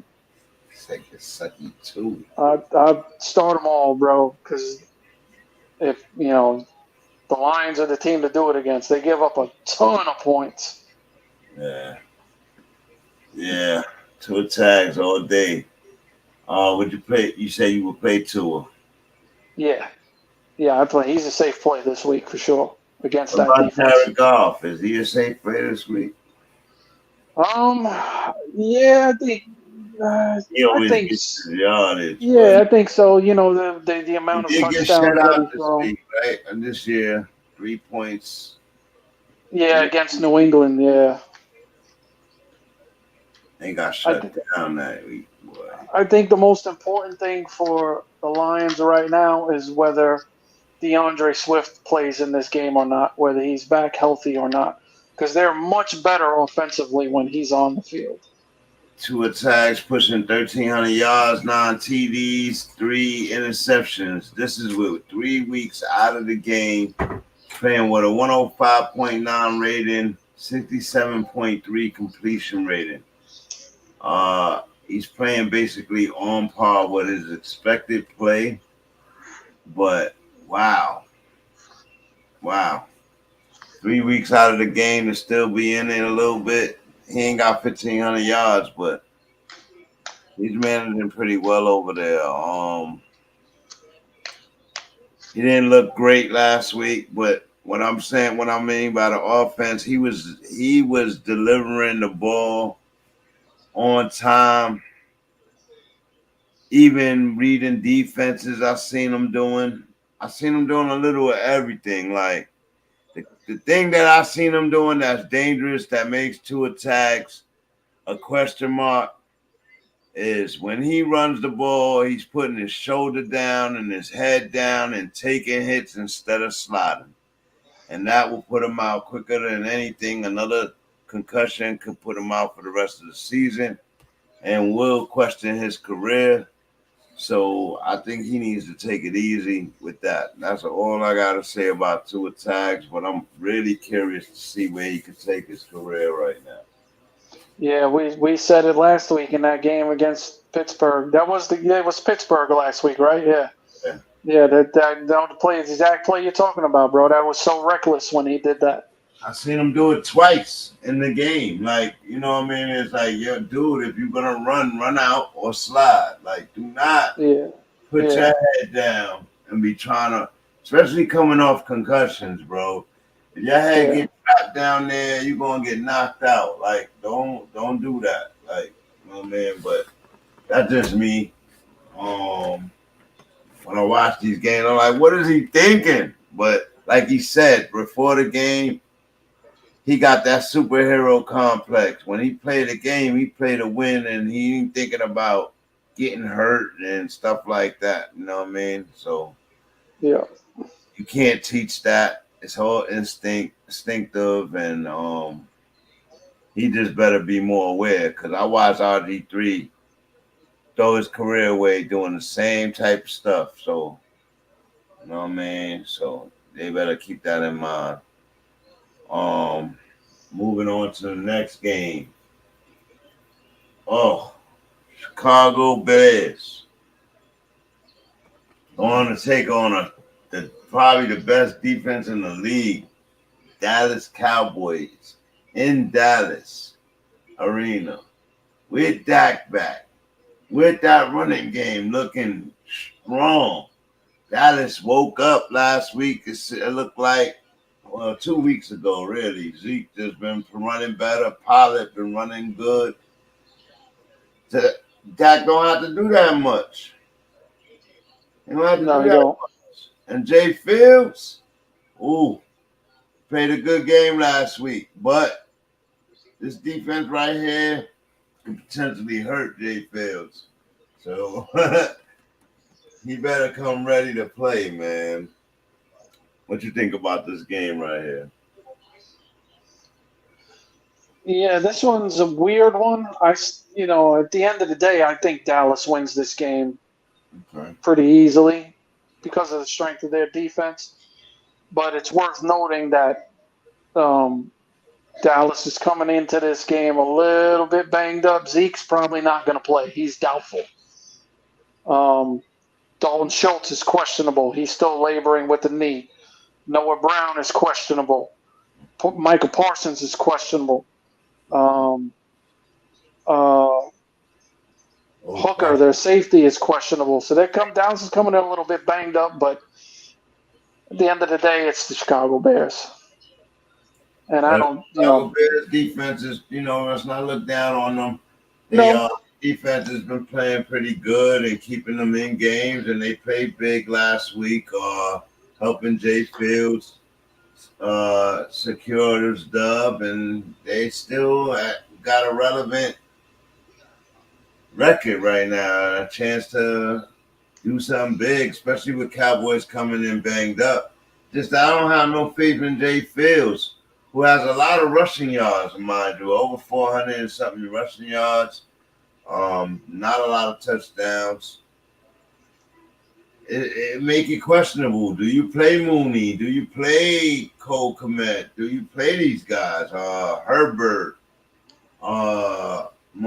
What's the other guy? Monty. Like, do you play these guys at all against the Cowboys? Talking about the Cowboys, but without Michael Parsons, that changes a lot.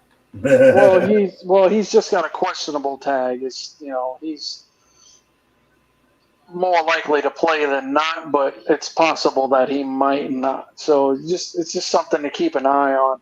Yeah. Still at the end of the day, as an overall defense, they're, like we were saying, they're one of the best. and they're at home. Yeah, It's tough man. to, it's tough to go in there when, Jay Fields has the skill set to neutralize an aggressive defense like that with his legs, but I don't think he can do it by himself. Not in Yeah. this game.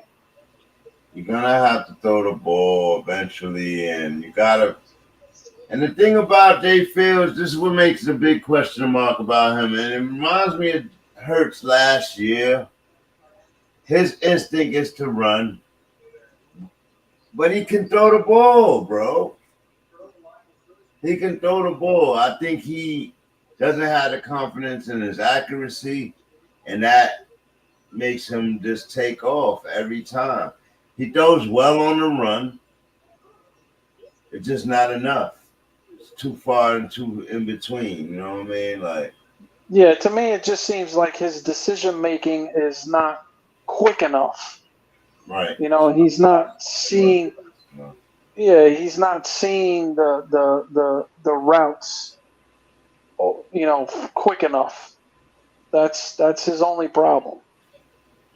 Well, we just was talking about Kyler Murray similarly, but Kyler Murray has been more effective. I know he has a probably better receiving call. For but sure, yeah. Jay Fields has a better defense. So, let's go. Let me get Jay Fields stuff up here, man. So we be fair to Jay Fields, man. Right here, Jay Fields. Only 1,048 passing yards, 5 touchdowns and 6 interceptions, 74.6 QBR rating, and 55.9. God, 55.9 completion rating. His expected is supposed to be about 65.8. So he's about 10 points off in completion rating. Everything, man. He is down at the bottom. One of the worst quarterbacks on the season. Only Baker Mayfield being worse than him. And Baker Mayfield hasn't played in 2 or 3 weeks. Ryan Tannehill is right there with him. But Ryan Tannehill has 6 touchdowns and 3 interceptions, so he is playing better than him. Marcus Mariota not playing much better than him either. You know what I mean? Danny Jones not playing better than him either. Like, but they just get lucky on these teams, having better teams.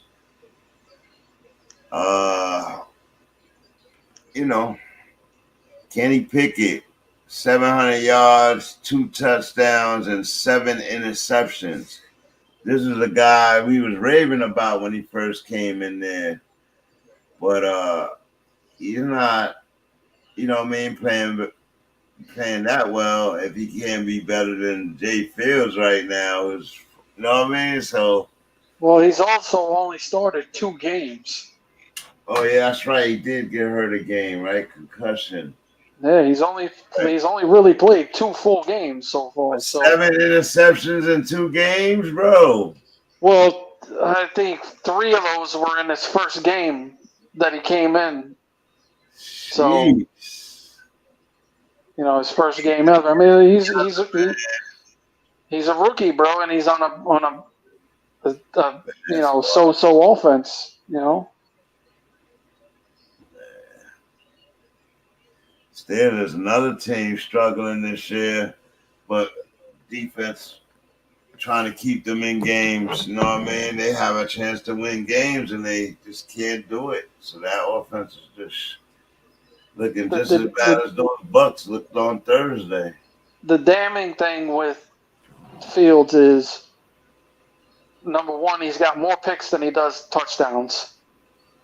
And the 50-something% completion percentage that's just horrible, bro. That's horrible. It's not horrible, good. Man. That's not good, bro. And then 1,000 yards. You've only passed for 1,000 yards in 7 games. In 8 weeks. Oh my goodness, bro. He's got to get better as a passer. He has to. Gotta be That gotta be last place. 29th out of all. Oh my goodness, bro. I know he wasn't the worst quarterback last week playing. But goodness gracious, where's he ranked? Where's Fields ranked this week in the league? Let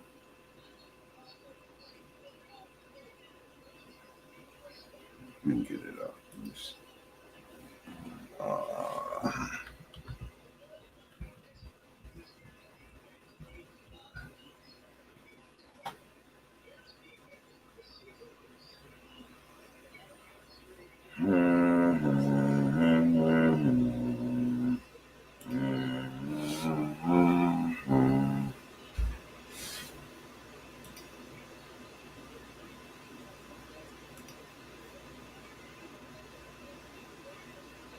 Go to players, QBs.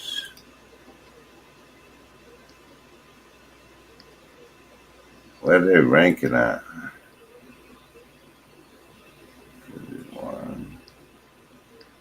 He's 16th this week. Ranked at the 16th top QB this week. With that said, if he's 16th and Trevor Lawrence is 10, who would you play? Trevor Lawrence or Fields in these matchups? Yeah, I gotta go with Lawrence. Yeah, I play Lawrence, man. Yeah, you gotta play Lawrence. You can't play Fields with Dallas, man. That's just dangerous. That's just silly. We play from these games, man. You could play Pollard at all. Yeah, you definitely play Pollard. I mean, Zeke is most likely not going to play, so Pollard's going to start. So he's a must start. I think you definitely play CD. Yeah. Schultz, he's doubtful and he hasn't really been producing all that much. I don't know if I trust him really. What about a tight end Duncan with Schultz out? Yeah, no, I don't really trust any of their tight ends, to be honest with you right now. Okay. Yeah, I'll let that play out. I don't even know who the hell that dude is, to be honest with you. Cooper Rush was leaning on Duncan a lot earlier when he was playing, and he was standing out when Schultz was out. So I just wanted to see if you think that's just the system that they're gonna run, is Dak just not gonna throw the ball? I know he likes his tight ends, so with Schultz out, do you think Duncan could run those routes? But that was just a question. I didn't know if anybody saw Duncan popping out the screen like I did when Cooper Rush was on the field. It's just different now, though. Dak is on the field now, so yeah, different processing system. But what about the other wide receiver? Yeah, Michael Gallup. Yeah, Noah Brown is he's questionable. So yeah, I don't know if you want to risk it. What about the Bears? Do you play Mooney this week? You got people in the bye. I think I got Mooney in there, but I'm second guessing it right now. Yeah, I think you could. I mean, I think I ain't got nothing to lose, but at the end of the day, I think they're gonna have to throw it at some point in this game. So and Mooney's the guy. I think if you're gonna pick anybody as a catcher or a receiver for that team, it would be Mooney over Cole and all these guys. But those guys might get 3 to 5 a game. And Cole might get 3 to 5. I don't think Justin Fields throws the ball enough, to say he's gonna get anything else. Like he might have to, though. That's the whole thing. Yeah, he might be forced to in this game. Yeah. So it's just so hard to say with Chicago, man. You just never know. And the numbers are right there in our faces. Just they don't throw it enough to trust it. And Montgomery, I don't know if you can trust him either, man. Herbert, I trust Herbert more than I do Montgomery right now. they're gonna get the ball to Herbert because he's got his numbers. Say, give me the ball. Like, I mean, Montgomery could always get a red zone touch and get a touchdown, but I don't know. Me personally, I like Herbert more right now in this matchup. wow, this is interesting. This is a big game for the Bears. If they could beat Dallas, with the Packers going into the Bills 3-4 with the same record, and the Vikings having a big game tomorrow. Yeah, they could be right in second place tomorrow and right on the heels of the Vikings if they could pull out a dub against Dallas. And that would put Dallas under the scope, but I don't see it happening. Nope. With all that said and done, Dallas 5-2. They need to get a game back. With the Giants being 6-1 and the Eagles being 6-0. Who the Eagles play tomorrow? Pittsburgh. Yeah, they're gonna smoke Pittsburgh, man. Yeah, Cowboys can't lose this game. Not at all. You're right. You're right. So everybody going Dallas. Move to the next game. Try to run through these next couple. Raiders and Saints. Ooh. Both, 1-2-4, 1-2-5. These is must-win games here for these low-bottom teams.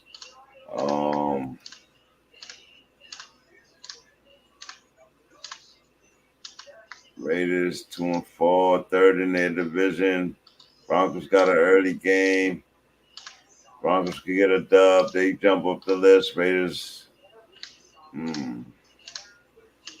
Yeah, Broncos need to win tomorrow to even be kept relevant in the division.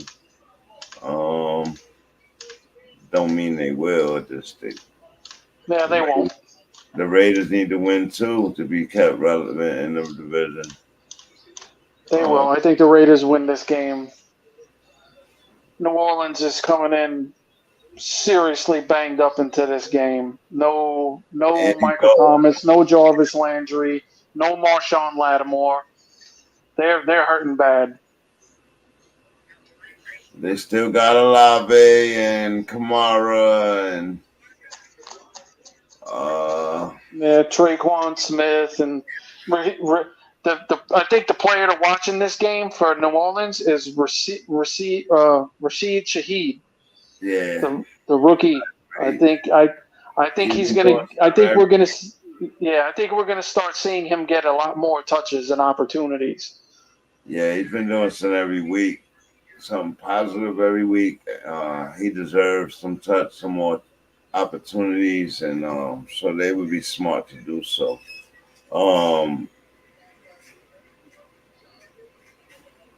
The Raiders, on the other hand, wow, they got a dominant running game, and they still struggling to win games, bro. Devontae Adams, Derek Carr, one of those quarterbacks struggling this year, like that I had on the list. It's a make or break year for Derek Carr, man. He had a new coach, new system. Yeah, but I think that's what gives him a break. I really do. He get that excuse every year, though. No, not really, because this is the first time he's had to go through something like this. Well, last year he lost his coach. Yeah, but the system didn't change. This is the first time he's had to deal with a whole new coaching staff and a brand new system. And this system is completely different from what he's ever done before. Plus, they brought in Devontae Adams. You know, Darren Waller's been hurt all year, non-existent. So has the little dude. Hunter Renfro's been hurt basically all year. Yeah. It's not entirely on Carr. I mean, Matt Collins is taking on Renfro's job, man. He's been more yeah, but consistent. even him, he's fell off too. Like he disappeared for 2 weeks, literally. I blame it on Derek Carr. I don't understand how you got these guys producing for you and you're not throwing them the ball. Like, Well, you can't throw it to them if they're not on the field. yeah, I know. You know, and Josh McDaniels. A lot of people will tell you around the league, Josh McDaniels' offensive system is extremely complex. It's a very difficult offense to just pick up and run with it. It doesn't work like that. It takes time to get it down. In that same category, 1,500 yards, 9 touchdowns, 4 interceptions, 91.3 QBR, 63.5 completion percentage. He's expected to be at 61, so he's playing 2 points better than 2 points better than expected. So he's just right in his average spot, I guess, but it's down there with Kirk Cousins and Matt Stafford and like, you know what I mean? It's been getting better. Their offense has been getting better over the past 3 weeks, 4 weeks almost. Like you can literally see it every game. They're getting a little bit better. But they're defensively they're giving up a ton of points. Yeah, their defense is struggling right now. Their defense is pretty much non-existent, to be honest with you. They have a great rusher, but at the same time, once you neutralize them, they get picked apart. Yep. I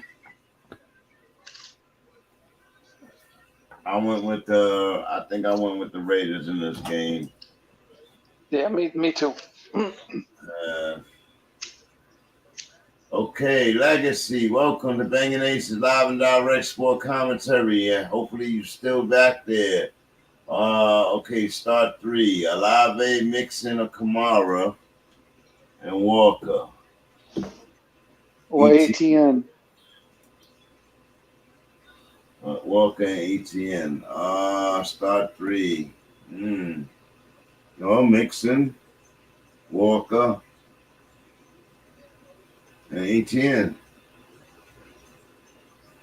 Olave could get in there, but them running backs, man, like they all gonna get heavy value. And with Chase out, Mixon to get some value. I'm sorry if I delayed on that, Legacy, but yeah. What you think, Hav? Oh man, I think I go Mixon, Kamara, and Walker. I'd love to throw ATN in there, but the Denver's defense is what bothers me there. Mm-hmm. You know, Kamara hasn't really been Kamara, but if he's going to have a get-right game, it'll be against the Raiders' defense. And Mixon might be leaned on a little bit more with Jamar Chase out.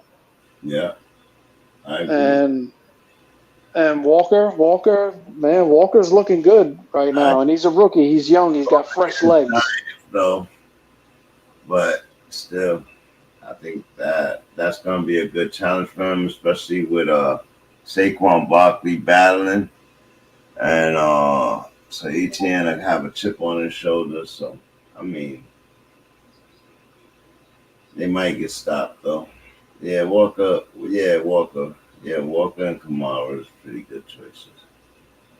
That's either way though. You can go either way. Their Legacy. Yeah, honestly, you could. Even though ATN has a bad matchup, he's got volume going for him. So, yep. I just, it's a matchup based thing for me. That's all.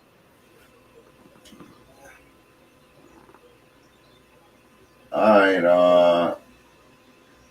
Since we on it, do you play Olave? Do you play Kamara? Do you play Quan Smith with Yes. who's this guy? Who's the quarterback? Oh, the Red Rifle. Oh yeah, the Red Rifle. Andy Dalton. He played really well last week, but then he did throw 3 interceptions, man. But he almost took 400 yards. Yeah, those two pick sixes. Awkward shit right there. Like one of them wasn't his fault. One of them went right through. Marquez Callaway went right. That ball went right through his hands. Yeah, Callaway and them Butterfingers, man. That's like 3 years ago. I think you could play all them dudes from the Saints against the Raiders defense. They all have potential to have a good game. Juwan Johnson too, the tight end from New Orleans, should have a pretty good, decent game. Okay. This could be another high-scoring one.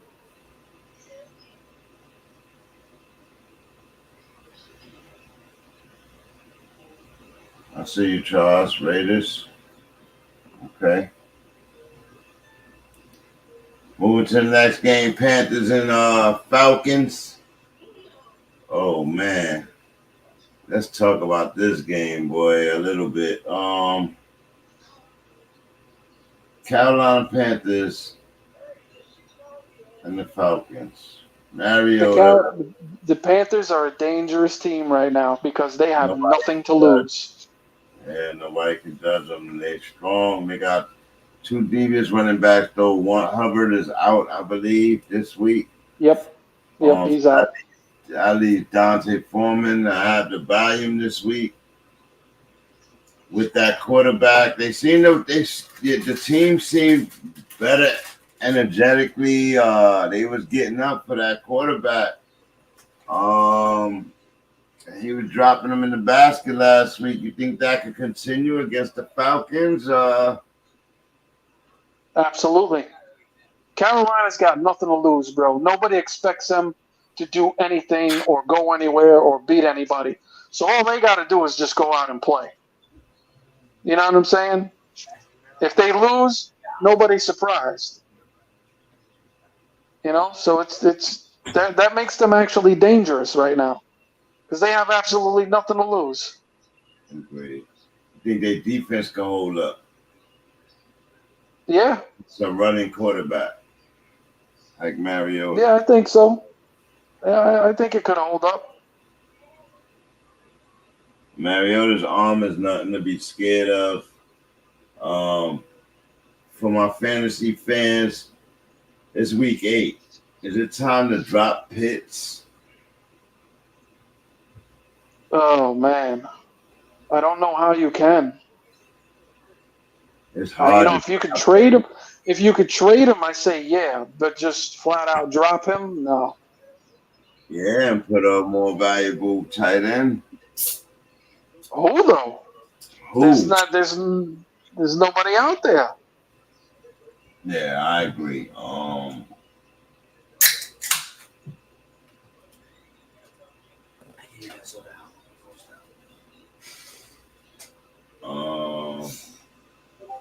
Who do you play out of this game, man? DJ Moore? I think I even got DJ Moore starting in one of my leagues this year. Yeah, definitely play DJ this week. He's been picking it up ever since Walker took over. Plus, no Marshawn Lattimore in this game, so that makes it way easier for him. Yeah, you play Moore. You play. What they tight end over there? Foreman. You play. Shit, I don't know, bro. Okay, that's it. They already gave up Curtis Samuels and them guys, so They're saying they're gonna keep DJ Moore. This is the core that they're gonna run with. Yeah. They're gonna go seek a quarterback and a wide receiver and probably a running back in this year's draft. And we'll see what happens with the Panthers next year. But like I said, they would have win this week. They could be in first place. And the Falcons is a good team to get that win against. I just don't know. What do you think about Drake London and all these guys? Well, London's he's kind of quieted down. He's not as hot as he was at the beginning of the year. Based on Mariota or play calling? I put that on Mariota more than anything. Yeah, Mariota gets the blame for everybody not getting their shit done. Like, yeah, just like Pitts too, you know. Same thing. He's not that good, y'all. Like, he know how to play football, but as far as the speed of the game, his processing, everything, he's just not that good, y'all. No, bro. The two worst passing quarterbacks in football are Justin Fields and Marcus Mariota. Oh, yeah, let's be fair, though. We don't shout at everybody else out. Let's shout out Mariota. 1,100 yards, 1,179 yards, 7 TDs, 4 interceptions, 90.4 QBR, a 61.3 completion rate. He's actually playing better than his expected completion rate by only a point, but still. So he's a little bit better than Fields, but not by much. Not by much. He doesn't have more interceptions than touchdowns, though, so I give him that. Yeah, he has more touchdowns, less picks. So he's got that going for him. Yeah. But I bet you he's got way less rushing yards than Fields. Oh. But possibly more touchdowns, though. Let's look at that.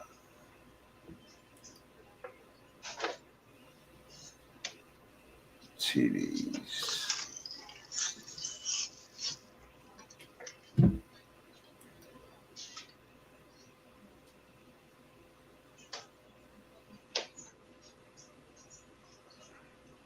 No, Tyler Algier only has 1 touchdown this year. Oh, wait a second. Isn't Cordell Patterson back this week? Next week. Oh, okay. Yeah, he's back the first week of November. Nah, I don't see these guys here, man.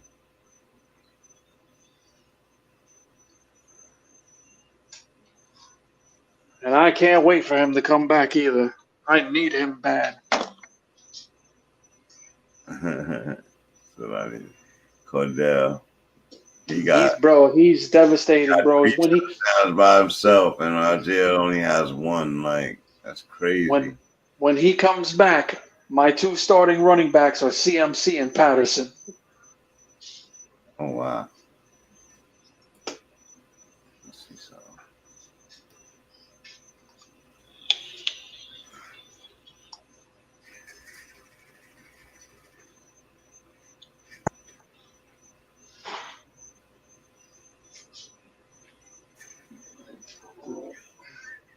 But on the, just to keep it going a little bit on the Atlanta side, I think you can start Algier this week. Okay. If you need to, because of injuries and buys. London maybe he'll get it back on track this week a little bit.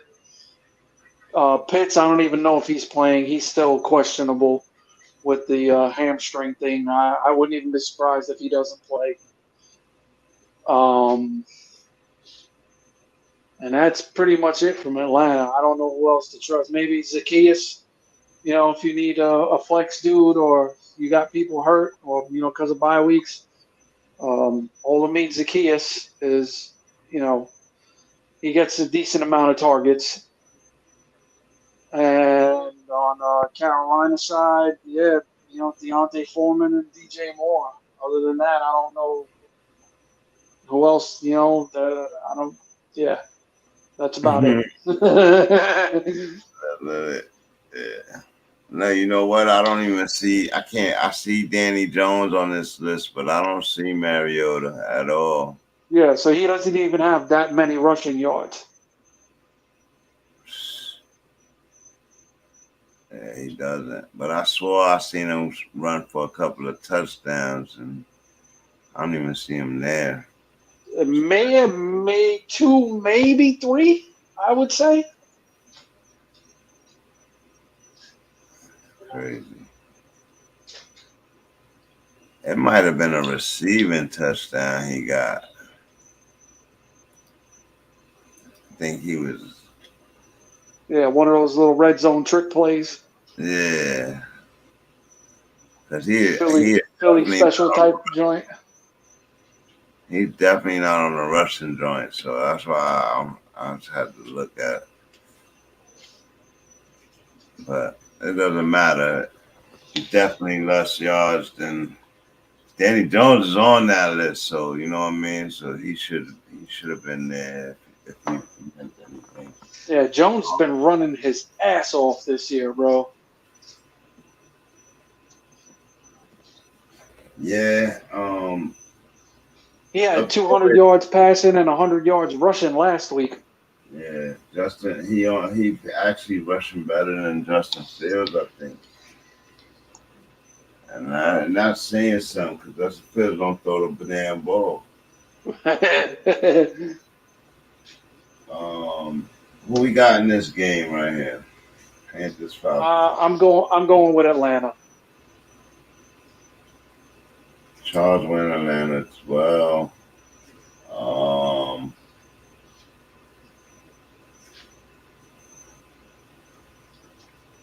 People. No, I'm gonna go with the Panthers. They're gonna get first place. Oh, you riding the wave, huh? Yeah, I'm gonna ride the wave.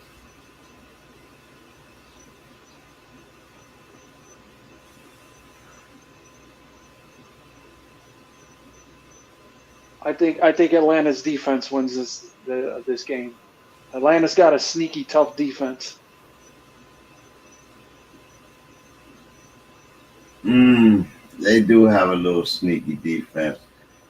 I just don't think they can prepare for Mr. XFL. Nobody can. Nobody knows him yet. And with Dante Foreman, formidable rushing game. Panthers' question is their defense. Falcons have the better defense. I just think the Panthers can put some pressure on Mariota. They changed the whole game. It's good. They could. This game really basically is a coin flip. Yeah, it could go either way. But I'm gonna ride the Panthers. They're gonna go on like a 3-game winning streak, and they'll get brought back down to reality. That's that. That's who do you play out these games? You play anybody? Oh, you said Moore. You said that's it. Deontay Foreman, Moore. Yeah, Moore, Foreman, Drake, London, Tyler Algier, and What about Zacchaeus? Zacchaeus? Yeah, Zacchaeus he's a sneaky flex option for this game. And it looked like Mariota kind of lean on Zacchaeus. Yeah, because Drake London gets a lot of attention. I thought you was gonna go Panthers to Utah. So good. What? Man, you better stop using that speech to talk shit. Nah. What do you say? It's confusing me. Oh, man. All right, so moving to the next game. AFC matchup. Eastern matchup. Rivalry game. Patriots come to Jersey to take on the Jets. coming off a blowout loss.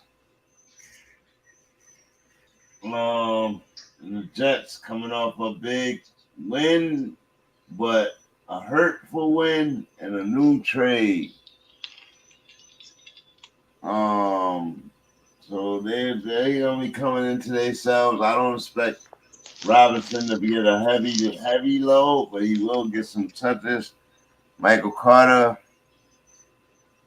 and who else? Oh, Davis is out, I believe. I don't know if that implements the Mr. Moore over there, EJ Moore, Elijah Moore, but I'm curious to see what the Jets do. I don't think they have the depth to not include him, but maybe they will. Maybe they will not include him, like just to keep the chemistry flowing in their team. I think they need to play him against the Patriots. All weapons should be on board, and I don't even really know right now who I want to pick on this game right here.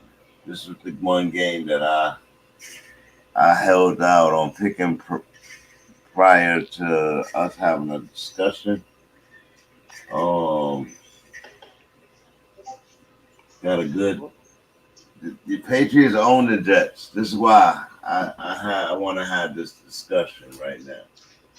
Yeah, Belichick don't like losing to the Jets.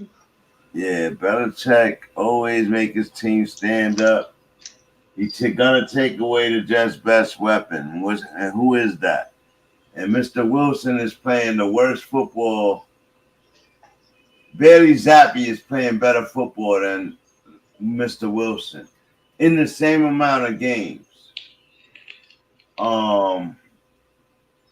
Wilson is struggling. I'm not convinced on him, bro. He's just game managing 100 yards a game. Like, we just was talking about Jay Fields. Wilson is in that market to me, man. He's right there. Like, I've been saying it about him, bro. I don't see it. I don't see it from him. There's no progression. None, bro. He was playing off his draft hype. Yeah. And he's been playing off his draft hype, and I don't even think he's even level to his draft hype. You know what I mean? And the Patriots, Bill Belichick, man, they just seem to get better and better. Even off these losses, I think the Patriots are making a mistake by starting Mac Jones this week.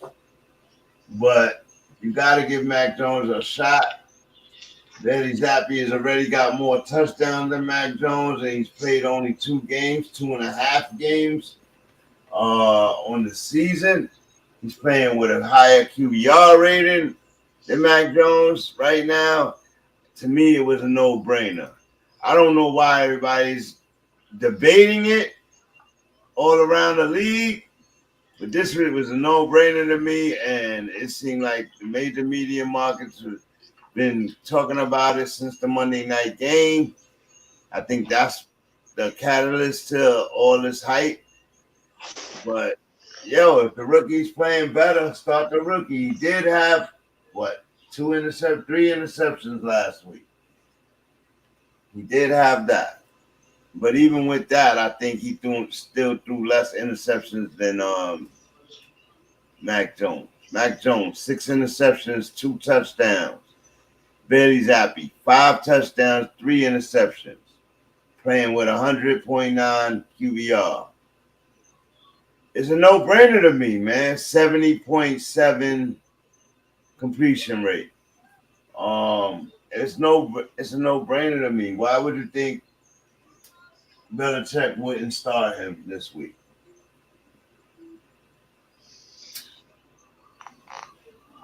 Who? Zappi? Yeah, they already said Mac Jones is starting. Yeah. So I just read off the numbers on why it was a no-brainer to go the other way. Why would you think? Because he want to beat the Jets and he need the experience quarterback in, or what? Or is this Mac Jones' chance to get benched or to get his team back? Yeah, I think. Yeah, I think. Last week Belichick was sending a message to him that he needs to get right. Oh yeah, that's a hell of a message. Right in the mid-season, during a game, like yo, Belichick is cruel, bro. Like That zero fucks, bro. That's Bill Belichick, bro. real Zero life, fucks. like yo, this is real life. You see this shit? They was chanting for Zappy. You If you this play game like shit. was in Foxborough, I don't think Mac Jones gets the start, bro.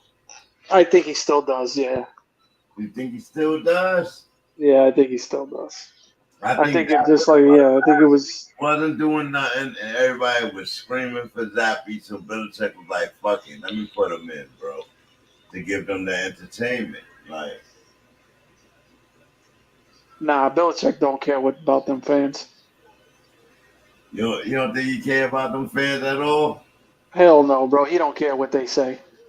They He love gonna him. run his. They love Belichick. Like, so I think it was all about just sending that message to Jones, like, hey, you keep this up. This is gonna be permanent. yeah, Mac Jones. I don't even see him on the list for fucking. See how many yards he got. I got to search for him through his interceptions. That's a damn shame. Yeah, I think I gotta go with the Jets in this game, man. The Patriots are You say you're they going with could the Jets from here on out. yeah. That was just me just talking shit though.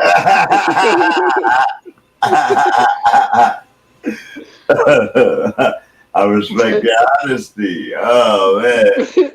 but I'll just be talking shit. Like, oh. hey, listen, I'll be the first one to tell you, the Jets are not gonna win every game. You know what I'm saying? But I think they're playing just better overall ball right now, even without Brees Hall. I think they still got enough to beat the Patriots. Plus, the Patriots are coming in seriously banged up.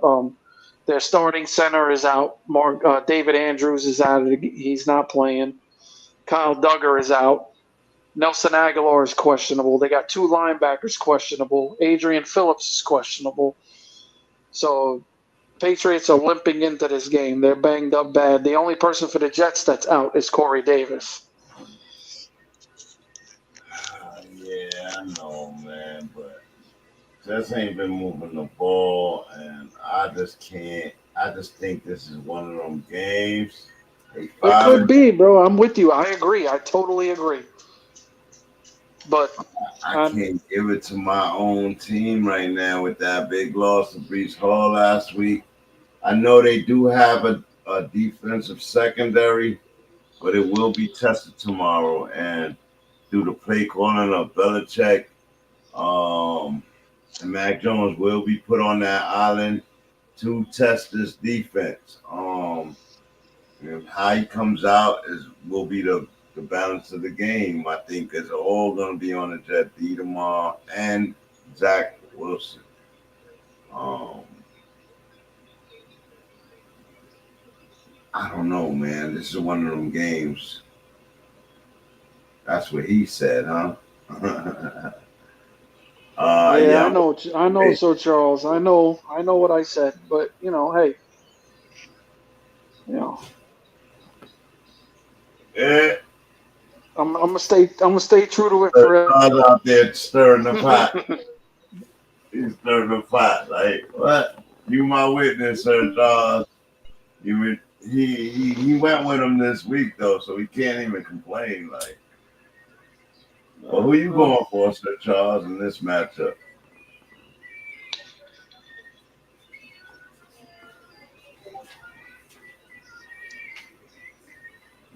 Is that the Monday night game?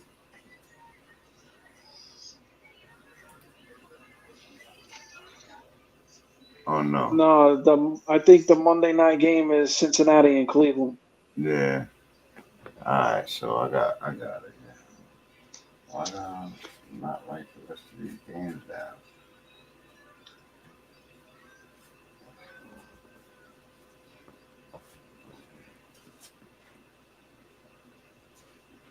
All good. All right. Going Jets. All right.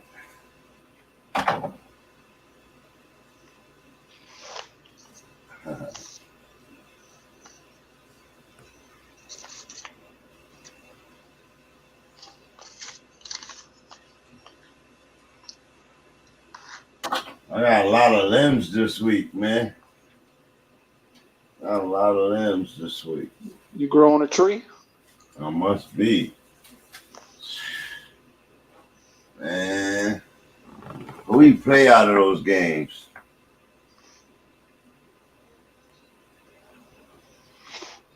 Oh shit! Monday Stevenson from the Patriots. He play Harris too. Oh man, I'd be real scared unless you have to. I mean, last week, Harrison, don't even get me started on that dude, bro.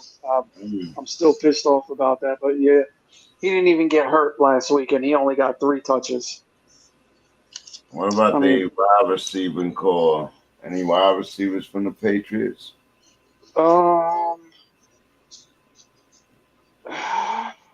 Yeah, I mean, Jacoby Myers, I guess. Jacoby Myers, yeah, he's been doing his thing this year. Devontae Parker is he's been doing okay lately. The tight ends, I don't trust none of the Patriots tight ends right now. Yeah. Jets. That's about it for them. The Jets, I think you can feel safe. Definitely play Michael Carter. You know, if you have to play James Robinson, I guess you could. I just wouldn't expect a whole lot from him.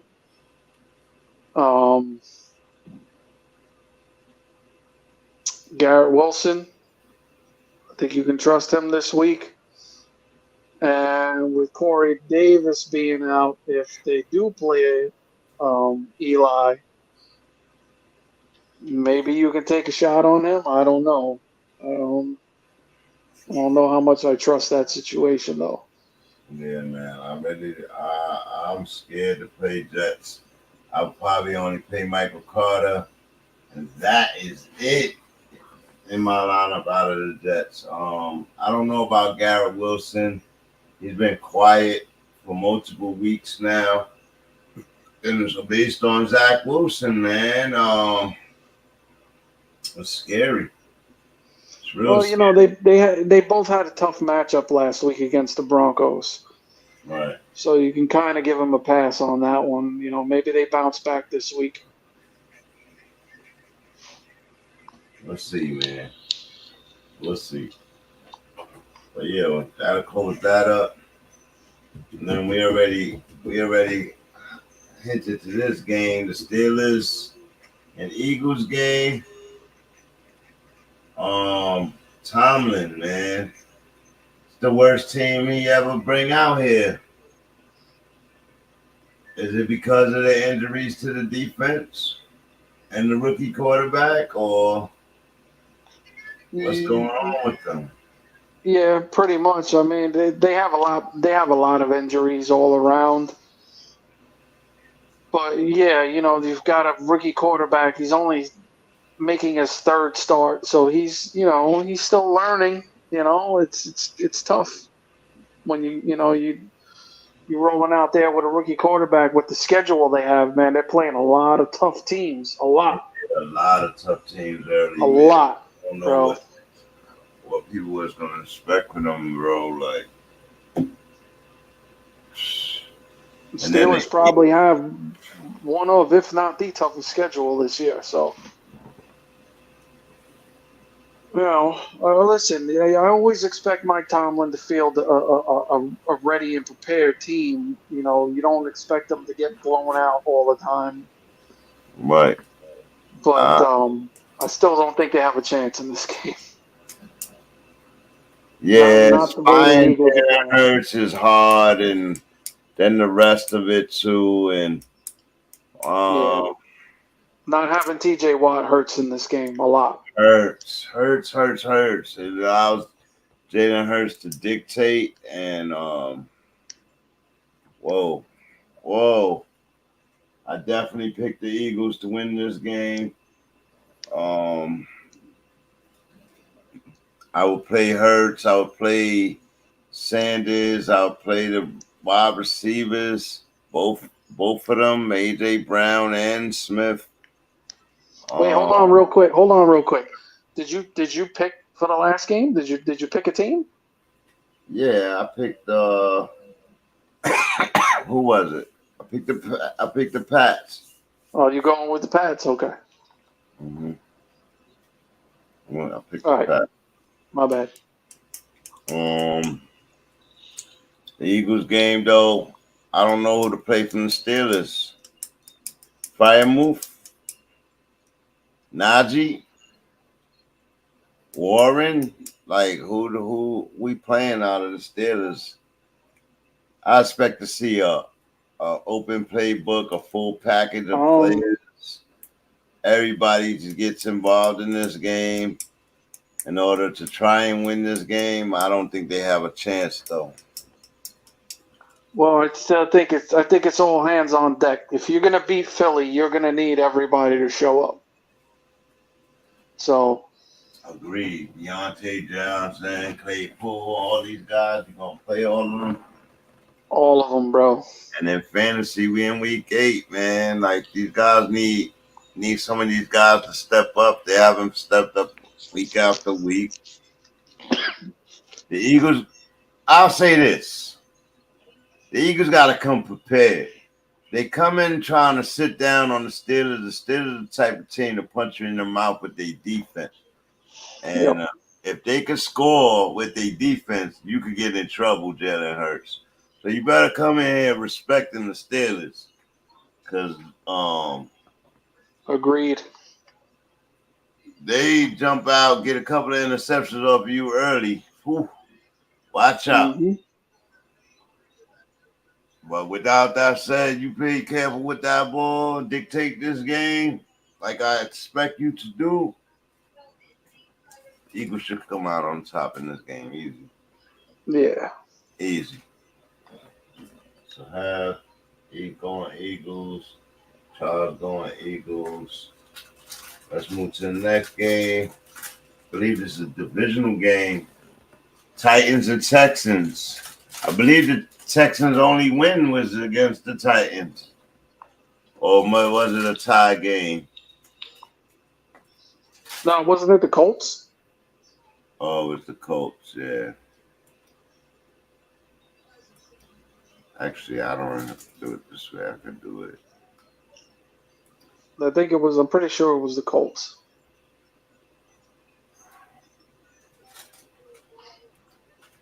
Let's go here. Go here.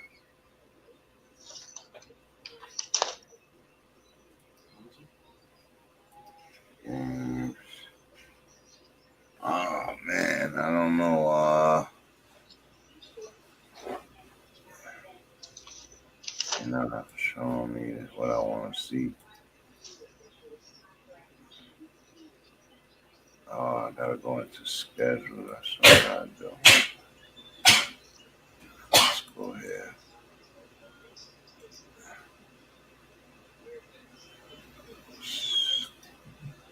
There we go.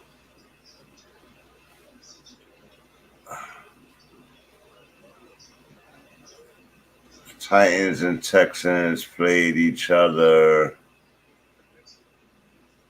Already. Scores. There we go.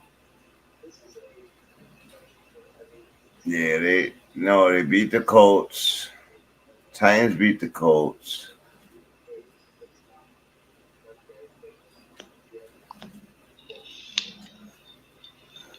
And that was it. They lost to the Bills. They beat the Raiders barely, and they beat the Colts. Then they beat the Commanders, and they beat the Colts again. Titans been whooping on the Colts this year. Everybody has. Oh man, that's so sad, bro. All right. They've been whooping on him. I just looked at it like, whoa. I think I'm gonna go Houston in this game. Yeah, man. Got Willis premiering That's the huge question mark for me. That's tomorrow. why. Malik Willis premiering tomorrow. All my Titan fans is really excited about that. I don't think the rookie comes off the bench and gets his first W. They can dictate this game with Derrick Henry, though. But I think that's all they have. I'm curious about this game. I will watch this game. The Texans, they haven't been good enough, man. 1-4-1.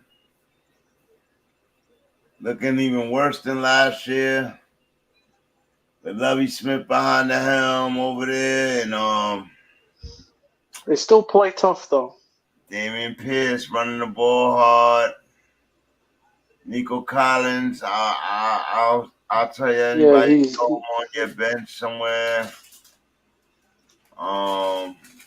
Yeah, Collins is out. Cooks is questionable. He's got a bum wrist, but he's probably still going to play.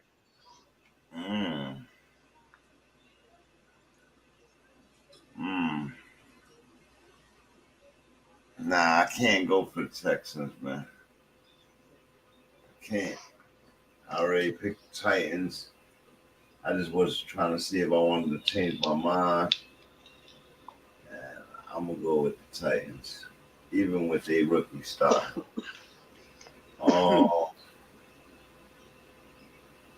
Salute 808. Salute. Sir Charles, who you going in this game, and while we wait on that, who you starting this game, Have? It's hard to call it out. Like, it ain't a lot of people to me. Yeah, it's a tough one. I think you definitely start Damian Pierce without a question. Pierce and Henry, those running backs. I think if Cooks plays, I play him. Just based off of volume. I know he's been underperforming. Davis Mills ass.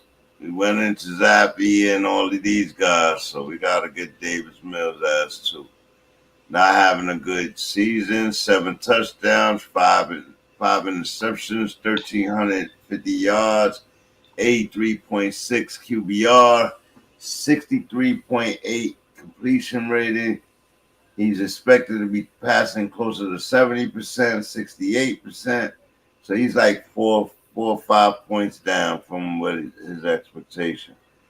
That's based off of last year's numbers. Same time of the season and all of that. Why is he struggling so much? Why did he regress so much? It's a new system. It's Lovie Smith's system, bro. They're run first.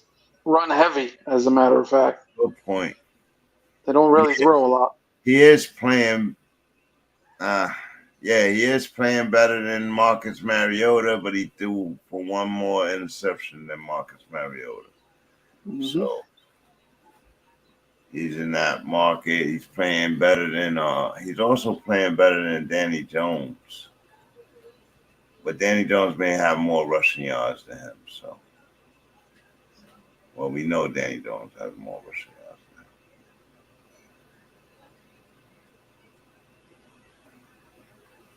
than him. Yeah, Danny Jones, 6 touchdowns, 2 interceptions to his 7 touchdowns, 5 interceptions. So Danny Jones is actually playing better than him. He just has more yardage.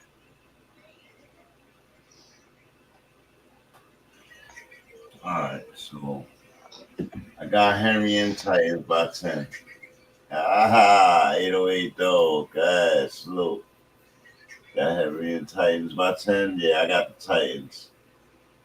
Have got Texans.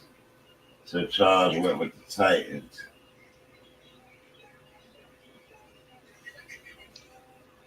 All right. Moving to the next game. 6-1 Giants fly to Seattle to take on Geno Smith and the Seahawks. Geno Smith, man, we got to talk more about Geno. We've been mentioning him every week. Playing real good football right now. I'll say top 5 or 6 right now, arguably. Running into Jalen Hurts and those guys, Justin Herbert and such.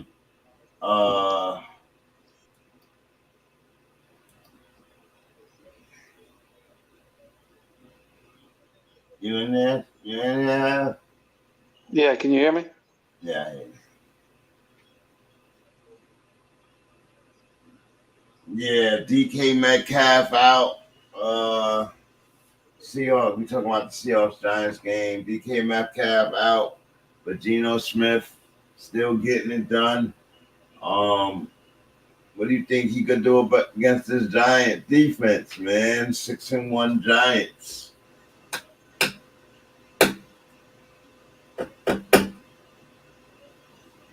Yeah.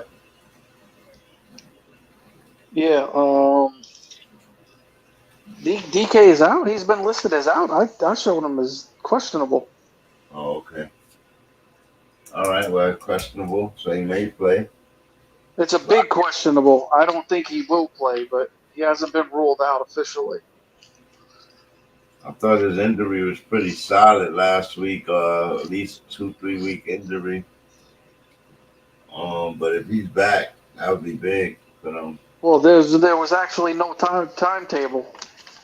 David Price, welcome to the chat. Welcome to Banging Aces Live and Direct Sport Commentary. He asked Jimmy G or Stafford. ROS, what does that mean?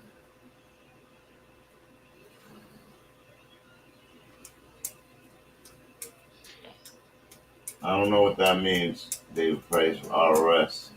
But Jimmy G or Stafford, I probably, and they playing each other. Gotta go rest of the season. For the rest of the season. Oh, for the rest of the season. I think you got to go with Stafford, man. He's just volume. Yeah, volume, man. He passes it way more than Jimmy G does. Okay.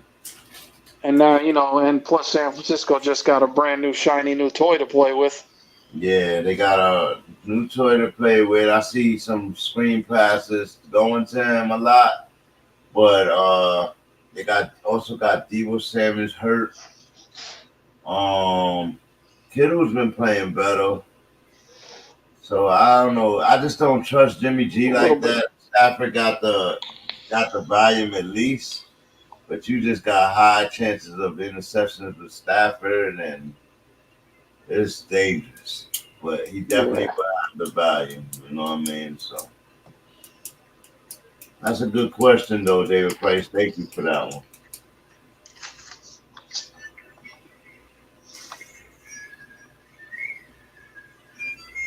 Back to this Giants Seahawks matchup. Geno Smith, man.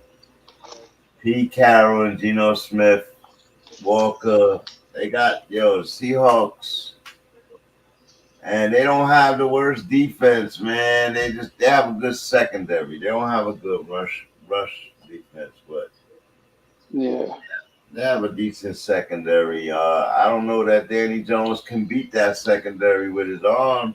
I know that he could probably beat it with his legs, though. And then he got Saquon going running mad over there. Satan is in the game. Oh man, I don't know. I think I'm going Giants in this game, man. Danny Jones, show me something, Danny Jones. Nah, not me. I'm in Seattle all day. Going Seattle all day at home. That's a tough place to win, bro. Plus, the Giants, bro. The Giants really, really, if they didn't have nobody to throw to before, they definitely don't now, bro. They just traded away Tony. Galladay is out. Bellinger is out. Bellinger's out. Yep. They got 2 offensive linemen are out. 1 is questionable.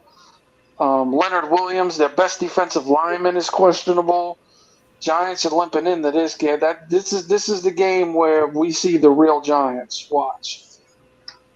I think Seattle's going to run up the score on them boys. Wow, I don't think Seattle's that good. And don't forget they got Slayton and Wandale still. Yeah. Well, I don't know. Nah. I Sorry. do not know. Oh, you know. Oh, you know. You know. Yeah, Walker is the truth, man. And he gets the volume over there now, so yeah, that's the truth right there. But now back in this game, I mean back to Wandale though and Slayton. They don't have nobody else. They gotta throw the ball. These guys are gonna have I'm definitely playing. I'm definitely playing Wandale. Definitely. Yeah, just based off of volume, you have to. Yeah. But I don't know. Slayton is I don't know. That's probably where I draw the line. Like maybe I'll Danny look Jones for somebody guy, else man. off the wire. Always Yeah, been. yeah. When he out, Yeah. Yep. Nope. we look for him. Yeah. No, I will go get somebody else off the wire. But I like Wandale in that game. And then on the flip side, I like Lockett. I like Disley. I like Walker, of course. And of course Geno. And then that's pretty much it. I really would not play Marquise. I wouldn't. I think it was flash. Marquise is always flash in the pan, and that's what scares me. Like, he always shows up for one game, and then you don't see him again for 3-4 games, and that's the way he always been. He's been doing it for years. Well, just so y'all know, DK's probably not going to play. More than likely, DK's not playing in this game, and Tyler Lockett is questionable also. Oh, Goodwin healthy is one of the fastest dudes, and he got some pretty good hands. My thing is he hasn't been able to stay healthy, so if you're judging him based on his previous years, he's healthy now, man, and he looked good last week. And Geno is looking for weapons, I can see why he's calling out not Goodwin. Me, man. It's gonna be a Walker type game. I don't know that. I think Godwin is a good. He's a good flex by me, but bye weeks, people being hurt right now and all that. Yeah. All right, y'all talk me into it. He's sneaky. He's he's sneaky down low guy. He's sneaky. Yeah, he's a sneaky down low guy. I agree. Now you done talk me into it. You talked me into it. All right, catch me up. Let me catch up with my picks. I'm sorry, guys. Goodness, you got so much to do. Let's go back with just give him the picks. Yeah, just give me the picks. I won't. I'll break it down quick. Titans and Texans. What? Give me the Titans. And you definitely Derek Henry, bro. He might go for 250 tomorrow on the ground. Oh my goodness. He might go for 250, bro. I'm not even joking. Bro, 250. 3 times he played this team, he went over 150 yards, over 200 twice, bro. Give me Derek Henry all day. Give me the Titans all day. Okay, next game. Steelers, Eagles. It's easy. I can't believe it. Please. It's not going to happen. It's not going to happen. I got to go Eagles. I can't. Do it, bro. I want to, but not with the Steelers. I can't. They're embarrassed, bro. They're embarrassed. That's a sweet game for everybody. Yeah, to give it a. And you got Patriots, Jets. Jets. All day. All day. Patriots. Trap game. Jets. JETS. You're not allowed to do that. You're not allowed to do that. Then you got the Panthers, Falcons. Which one? Panthers, Falcons. Oh my God, this one's you talking about a trap game. Give me the Panthers. They look good. They look great last week. Give me the Panthers. Deontay Foreman running all over Atlanta. You guys are fools. Okay. All right, well. Then we got Raiders Saints. No, Raiders. Wow, this one's scary. Raiders Saints. Raiders Saints. Raiders Saints. Where are they playing? New Orleans. New Orleans. Give me the Saints. Give me the Aints, baby. They tough at home. Red Rocket. Everybody's pretty much hurt over there, but they still got Kamara, Olave. Yep. They crew, but just so you know. Yeah. Next, we're going with the Aints. I mean the Saints. Bears, Cowboys. Ooh, Cowboys. It's easy. Dolphins, Lions. Dolphins. Fins. Cardinals, Vikings. Wow, where they playing? Vikings, Minnesota.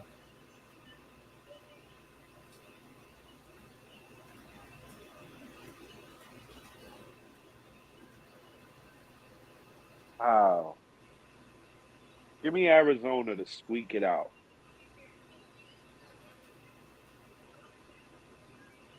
You ready to get the Broncos, Jaguars? So you caught up. Beautiful. And right now we are on the Giants Seahawks game. Where they playing? Seahawks. Seattle. Give me the Hawks, man. The Giants go down. No receiving core except for Wandale. Ken Walker gonna run, bro. He gonna run. It's a lot of respect for Seattle. Hey, you got to be honest, man. I'm watching football. We don't want to talk about what they should be. We talking about what they are. And what they are is whipping people's asses around the league. Straight up, bro. Straight up. They supposed to. Charles, where you at, Charles? Yeah, they putting a lot of points up on the board, man. On everybody. I mean, they can't stop nobody, but don't right. matter. They outscored. Oh man. Truth, man. Give me the Hawks, man, at home. And Charles going to Seattle as well. I'm on a limb with that one. Building tree this week continues. On to the next game. 49ers and Rams, divisional matchup. Woo. Are the Rams healthy at all? I mean, Jesus. Team been a mess all year, man. Yeah. As a matter of fact, the only person that's out for them in this game is Cam Akers. Wow. No. Okay. Van Jefferson. They didn't make a trade for him before the trade deadline, so that's interesting. Well, the trade deadline is 3 days away. This week. Yeah, it's this week, but they still didn't make anything. Nobody want him. Yeah, I thought I heard some rumors, but nope. It didn't go through, so nothing's happened. He'd be stuck on this team for the rest of the season, sitting on the bench. How y'all feel about that? First of all, how y'all feel about that? And then we got some questions about Jimmy G that you may have missed.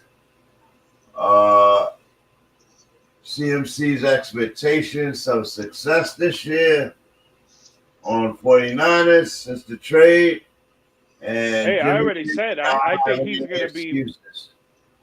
Yeah, I think he's going to be more efficient. I think he's going to be better on 49ers than he was on the Carolina Panthers.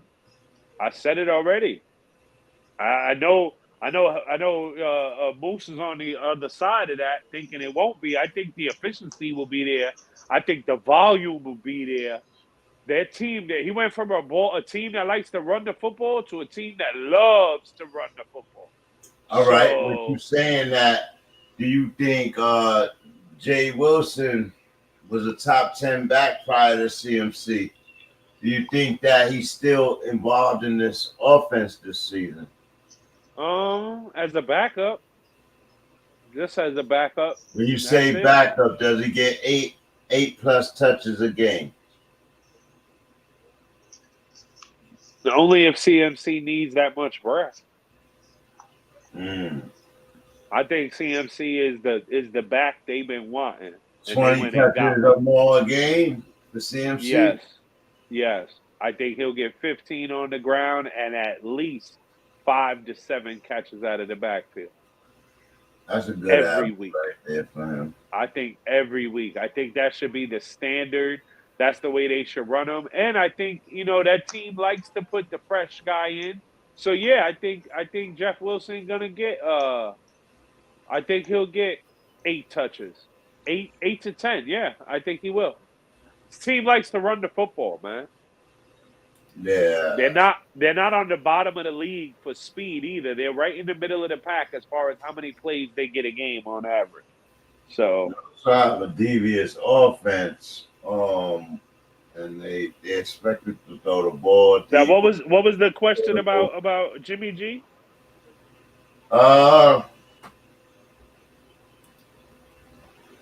Jimmy G having no excuses this year. It's his team to lose.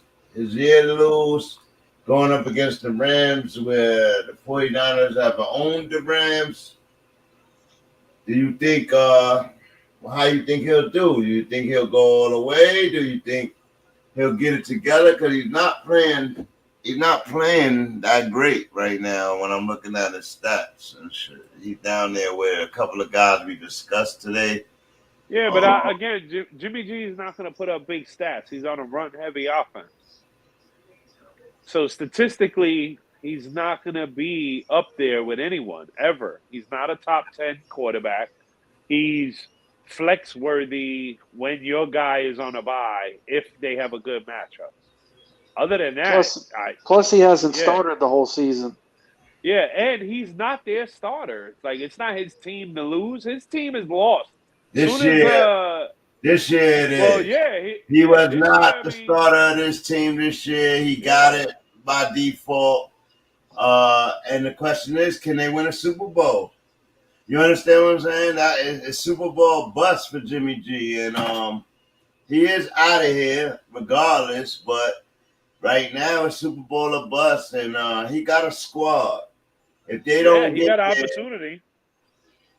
I don't know that. I don't know right now. I don't know that they'll do it. I mean, I hope CMC is the big difference maker for them. I don't think they're the best team in the NFC, though. Right. That's where I'm headed.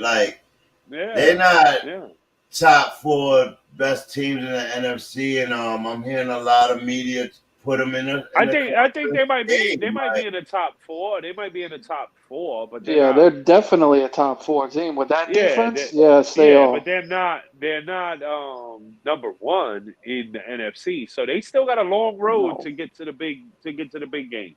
And I don't think they should be in the conversation as a front runner yet either. For the conference? Oh man. Yeah, even in their fucking division, they're not the number 1 team, even though they got the best record. I don't know. I mean, we'll see. I'm excited to see where it's going to go. Adding a piece like Christian McCaffrey is saying we want to make a run. That's for damn certain. They got the defense, like Head was saying. They got the defense saying, we're ready. Debo don't look like he want to go this year. I don't know what's going on with him. So we'll see. We will see. They definitely got enough pieces to be Super Bowl quality, my opinion. They could be in the conversation, but that's about it. We'll see. They definitely got a lot of work to do. What you think about this game tomorrow? Rams. I think the Rams are an absolute mess, and until they show me that they're not, I'm taking the other team. So give me the Niners. I got the Niners too. Hell yeah. Have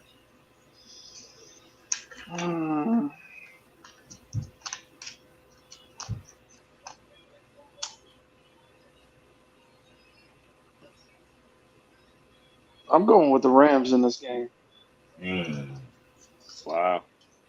I go with the Rams, bro. The San Francisco's got they're missing some key pieces tomorrow. And there's no Juice Check, no Debo, no Greenlaw. Their best linebacker is out. One of their best defensive linemen is out on Armstead. San Francisco's hurting right now. Where they So play? yeah, in LA. at the Rams in LA. I don't give a shit. I'm staying against the Rams until they show themselves to be better. They ain't been a good football team all season. They haven't Nothing. been. They haven't done Stafford nothing included, man. all Playing season. horrible. So. We spoke about him earlier briefly because he's one of the 12 quarterbacks that I got listed as not playing well this year, and it's questionable. You know, if he goes out with a bad season this year, like it's going, keeps throwing interceptions, keeps throwing. Dude, is his career over? Is Stafford over after one championship? He was pretty old coming over here, but is it over? He's in his No. 30s. Yeah, he's Not still over. no. All right, everybody No, don't play to 45. No, man. they're having a bad season because They're healthy wide receiver. They are one running back away from being almost an unstoppable offense. Literally. That's all they're missing. That's all they're missing. They just need a running back. That's it. For them, yeah. When Akers lined up for them, he got hurt. And he ain't been the same, obviously, since. And whatever shit he was saying got And they him gave away smacked their around. future, man. They gave away their draft picks. They're gonna be like this for a little while. You understand? It's not like they can. They're You gonna be iron like it out in free for a agency. while. They're gonna have to sacrifice a major piece. Well, you just iron it out in free agency. That's all. There's gems in the second, third, and fourth round too. Got to find them. You got to put in the work, and that's where they got it. You know, they're a little. They rode their high, and you know. They got their championship. Yeah. And the league changed every year. I'm still against them though. I don't care. They're not ready yet. They're not ready to beat San Francisco. Even Olympus, San Francisco. I don't give a San Francisco with CMC already right? now. He know the offense. Give me them. Didn't they beat them already this year? It ain't up to San Francisco to win this game. Don't the Rams got a divisional win over them already? I don't know. No, I don't think so. No. Let's see.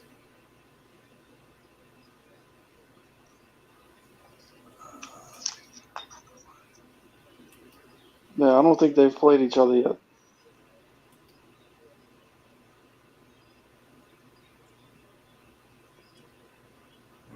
Seahawks. Seahawks leading that division down there. This is the first matchup that they playing each other? Yeah, it might be. Cardinals. No, they played in week what week is that? They had the Monday night game in week 4. And the 49ers won 24-9 in week 4, and that was with Jimmy G as their quarterback. Blew him out. So this is the second one. The Rams can't lose this game. They're gonna lose. They got blown out though, so it's not looking like not looking like they have an opportunity, but I think tomorrow's game will be a little different. I still went with the 49ers. Did we say everybody that plays in those games? You're gonna play Cooper Kupp. You're gonna play Stafford. I don't know if Henderson's gonna play. I know he had a questionable tag. Higbee, is Higbee playing? I don't know. Yeah, the Rams don't have any questionables. Like I said, the only person that's available and not playing in this game is Cam Akers. That's Okay, it. so you're playing Henderson on the flip side and Higbee. On the flip side, you playing CMC, Ajuke, Kittles. Man, that's probably where I stop it. I'm a little bit leery about Ajuke. Well, you gotta play Ajuke. No, you don't. Why? Because No he's playing Jalen Debo. Ramsey. Exactly. He gets all the attention right now. But Jalen Ramsey don't go on both sides of the field. Jalen Ramsey goes everywhere, bro. Yeah, he gets shifted around. I think he'll be on UK tomorrow. But from our fantasy people, that's sitting Jeff Wilson tomorrow, just starting CMC. Yeah. Me personally. Yeah. I would disagree with that. I don't think CMC gets 20 touches tomorrow. He probably will in the future, but it's only his second week back. Going off of goal line touches. Jeff Wilson was a top 10 back. I still see him getting 8 to 10 touches. That means something, not closing of the game stuff. For the guys that had him, I'll still use him in a flex if you can. But that's my opinion. I do think CMC will grab the bulk of these touches in the future, just not tomorrow. You know what I mean? Just for shits and giggles, and something that's a little bit interesting. Right. Christian McCaffrey has already played against the Rams this year, and he had 30 yards rushing and 80 yards receiving. Yeah.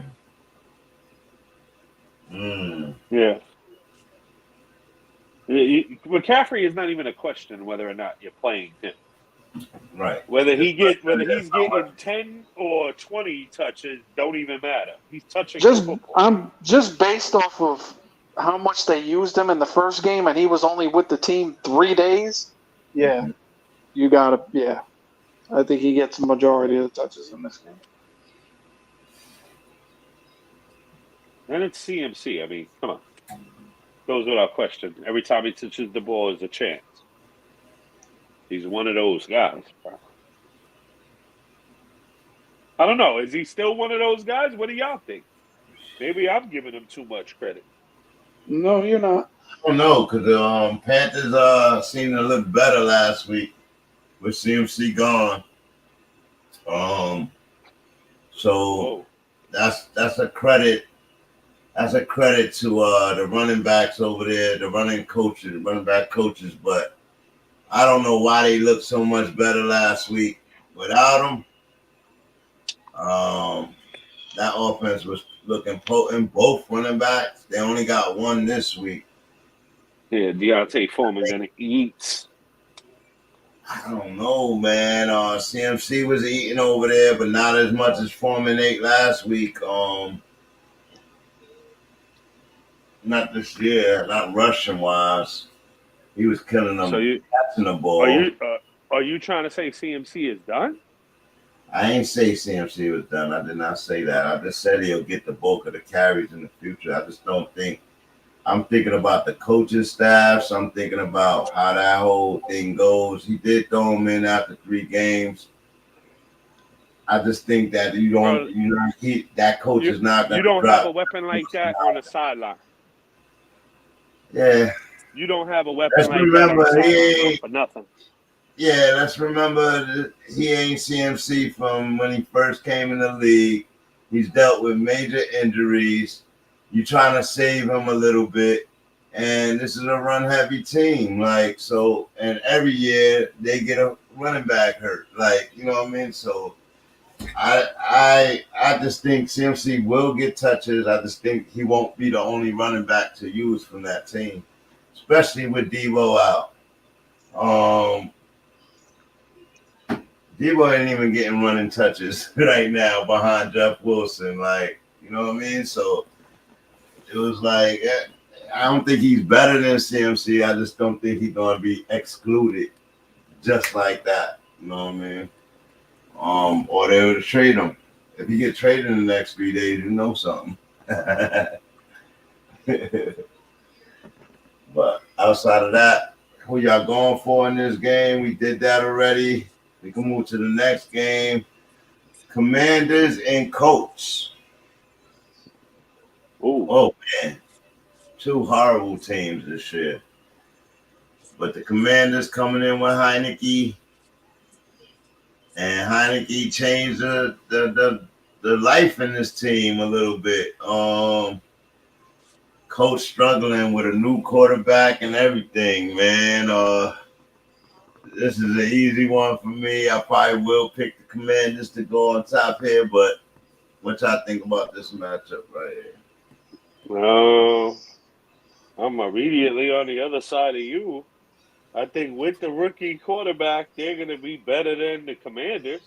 How could you say that? We don't know anything about Ellinger. We know absolutely nothing about Sam Ellinger. Absolutely nothing. I know that Washington Commanders are number 32 against the pass. So if he's good enough to be on the field and they think so, give me that guy. I think they're number 32 against the pass, and they still beat Aaron Rodgers, but they're going to lose to a dude that we know nothing about. That makes no sense. All right, so you go on the other side. I think I will. It's that simple. It's that simple. You feel that way about it. You shouldn't know me about it. Well, then put it on the other side. Charles out with the Commanders as well. So basically, want to stick. Yeah. That Johnny game. T gonna eat tomorrow, boy. You know, so Charles said he wants to change his picks. One of those players, man, that struggled this year. What you saying? Yeah, definitely. So Charles said he wants to change his pick. Do we allow that? Whoa. Which pick? There ain't no games happen, so why not? Yeah. Which pick you changing? I think. Do we hold him to that?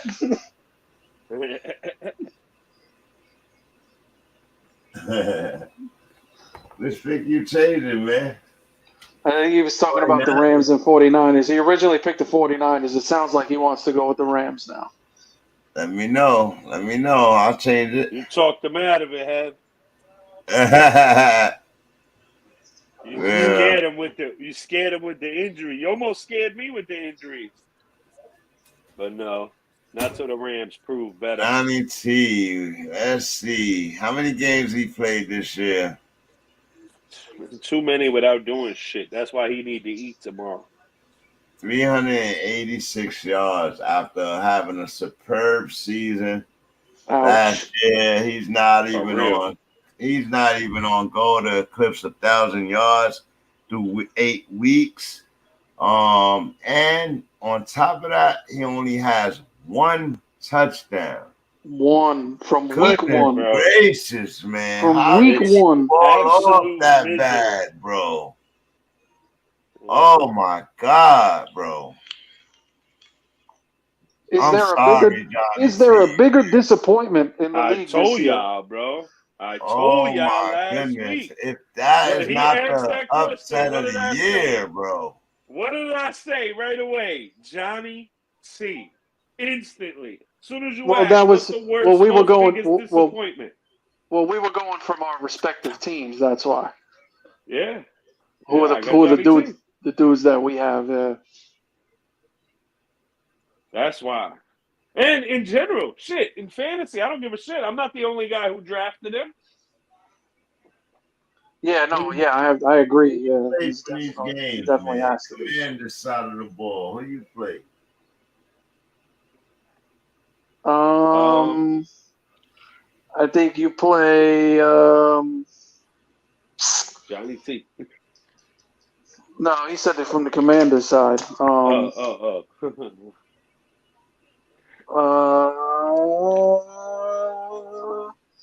Gibson, Roberson.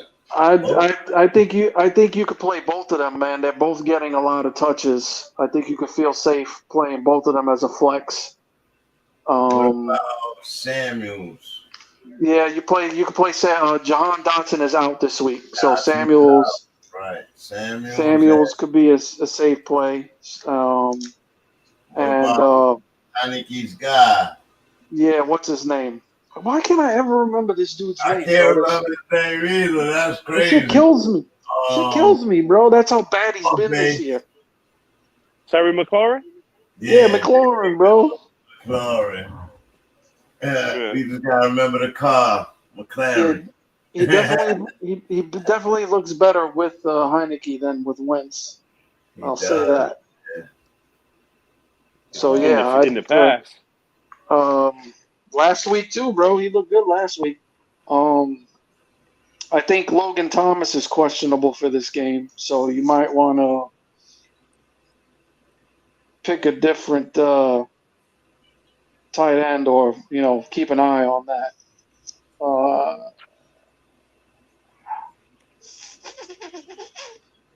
Okay. Yeah, that's about it from Washington.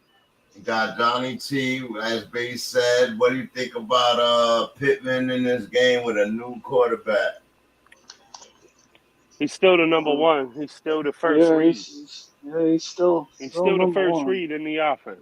So, Alec Pierce? I don't know. See, that's where after Pittman, to me, it gets a little dicey, and that's why I think Johnny T gonna eat, Pittman gonna eat, and then after that, I'll probably chill. But the Commanders are so bad, bad against wide receivers. Right. If you had to throw Pearson because of You I'm got sure Pierce and you're not Campbell gonna have that you can probably, but you got a new quarterback, bro. Like, wow. I don't know. Yeah. I don't know. Yeah, that's why I'm nervous. I'd rather watch it. Paris Campbell might go off. You never know. Yeah, it could be Campbell. It could be Campbell over Pittman. Yeah. As of late, that's what was happening. It could be Mo Alley too. Yeah, we don't even know yet. But we know it's going to be Johnny T because it ain't happened all year, and we know it ain't going to be that difficult to move the ball on the Commanders if he can move the ball. I don't know, bro. That's a pretty stiff front end, bro. It is. It is. But again, if they're putting him up there, it's because they think he's ready. And I don't trust it, bro. Johnny T ain't done shit, bro. Nothing. So you're not playing Johnny T against the No, Commanders? I'm not saying that, but I would definitely temper expectation, bro. Yeah, I think you're just begging for any good one, let alone temper expectations. Of You're just course. hoping he fucking shows up finally. Yeah, of course. Period. Yeah. Yeah, I'm with you. You know, that's what it is right now with him. Like, yo, please, show the fuck up. Excuse my language. You got Johnny T or Travis Etienne tomorrow. Who you play? Stop it. You only got one or the other? Like Jonathan Taylor, bro. Jonathan Taylor. Playing Johnny T. Yeah. Jonathan Taylor. It ain't gonna be nobody you could say that. Well, he's playing the Commanders. I disagree. Maybe Dereck Henry. Maybe Dereck Henry against this year. There's 20 people better than what Johnny T has produced out, and that's in the games he's been playing. Just match up base. Jonathan Taylor's playing. They're playing the Commanders. Jacksonville's playing the Broncos defense. Yeah.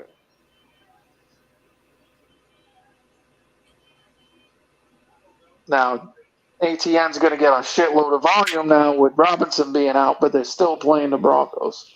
ATN got 415 rushing yards right now, and he wasn't the starter. Johnny T has 386, but he wasn't in 2 of these games.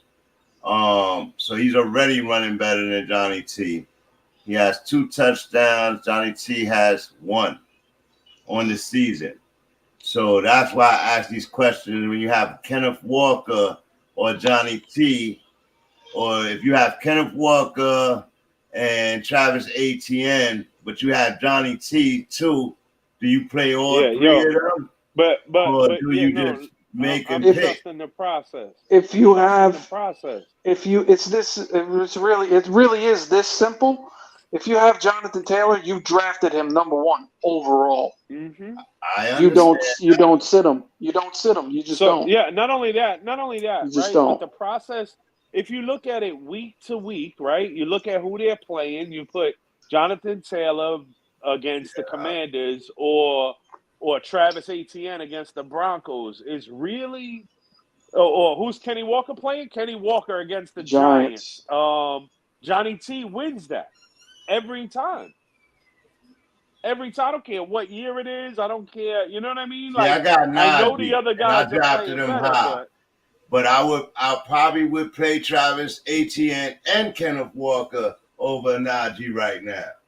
You know what I mean? Like, so that's why it's not just a Johnny T thing. It's just when you but it's the whole team, fantasy, you know what I mean? I'm still trusting the process. I'm trusting the talent. The talent always normally prevails. I'm taking the talent. Give me Johnny T definitely tomorrow. Okay. And Pittman. And then I stop right there because they got a rookie quarterback and we don't know. That rookie might light it up. He might suck. We won't know until tomorrow. If he sucks, Johnny T ain't doing shit. Right? Because then it's going to stack the box and it'll be easy. And then I was a big risk in week 8 when you needed some running back points. It was a big risk you did because you drafted him number 1. With it knowing that it was a rookie quarterback, I have that question. They're going to stack the box against this dude. Like, hold on. I think I literally have something similar to that question on my team. We're going to look at that Johnny T team because that team is in the middle of the pack because him and Dalvin Cook don't like to show up. Right. They only want to show up sometimes. So that's why I'm asking guys back there. That's like no. I mean, I got Robinson, Henderson, Edwards. None of those 3 guys would have been over Johnny T for me. And that's why he's in. Yeah. You know what I mean? Even though the Jets' run game been amazing, we don't know what Robinson's going to be in it. Yeah. Henderson, he ain't showed up, even though Cam Akers ain't playing but they still playing San Fran. So it's a simple Johnny T playing Washington. They're right in the middle of the pack against the run. He gets one big run. He makes his day. I got 4 running backs going tomorrow. It's nice. Yeah, that's what I'm asking. Do you run all 3 of your running backs, or do you look for a wide receiver in that flex? You know what I mean? Over one of these guys, Travis Etienne or Walker, I think I said. Jamal Williams, you know what I mean? On the line, he got a good matchup tomorrow. You know what I mean? Here's a tough question. I'm gonna ask to the chat. I'm gonna ask to y'all. Excuse me, not to the chat. To y'all. I got AJ Dillon against Buffalo. Boom. Damian Harris against the Jets. Who you playing? Neither. Oh, man, God, yeah, both of those well, guys. you know what? I can't answer this on. Hold on. I can't honestly. I got issues with Damian Harris right now. Me and him are not on good terms. So, but I'll tell you right now, AJ Dillon, absolutely 1,000% not playing in any of my lineups. I'll tell you that right now. I feel bad for him, but I think that running game is going to be needed tomorrow in order for them to even. Not on my team. But, sorry. But yeah, let's run right into that. Next game, Packers and Bills. ARod going crazy this week, screaming on his team, knowing this is a big game coming back. He called it. He said it. This will be a good game to play this week. Nobody will count them in, and he expecting his team to win. He said he expect his team to shock everybody and prove that they can beat the Bills, and they can beat anybody if they can beat the Bills. So I guess that's why he's going hard on them, screaming this week on these guys in practice and all that, embarrassing them in the media, all kind of shit. How y'all feel about this? Josh Allen returning off a bye. Yeah, I mean, what else is he supposed to say?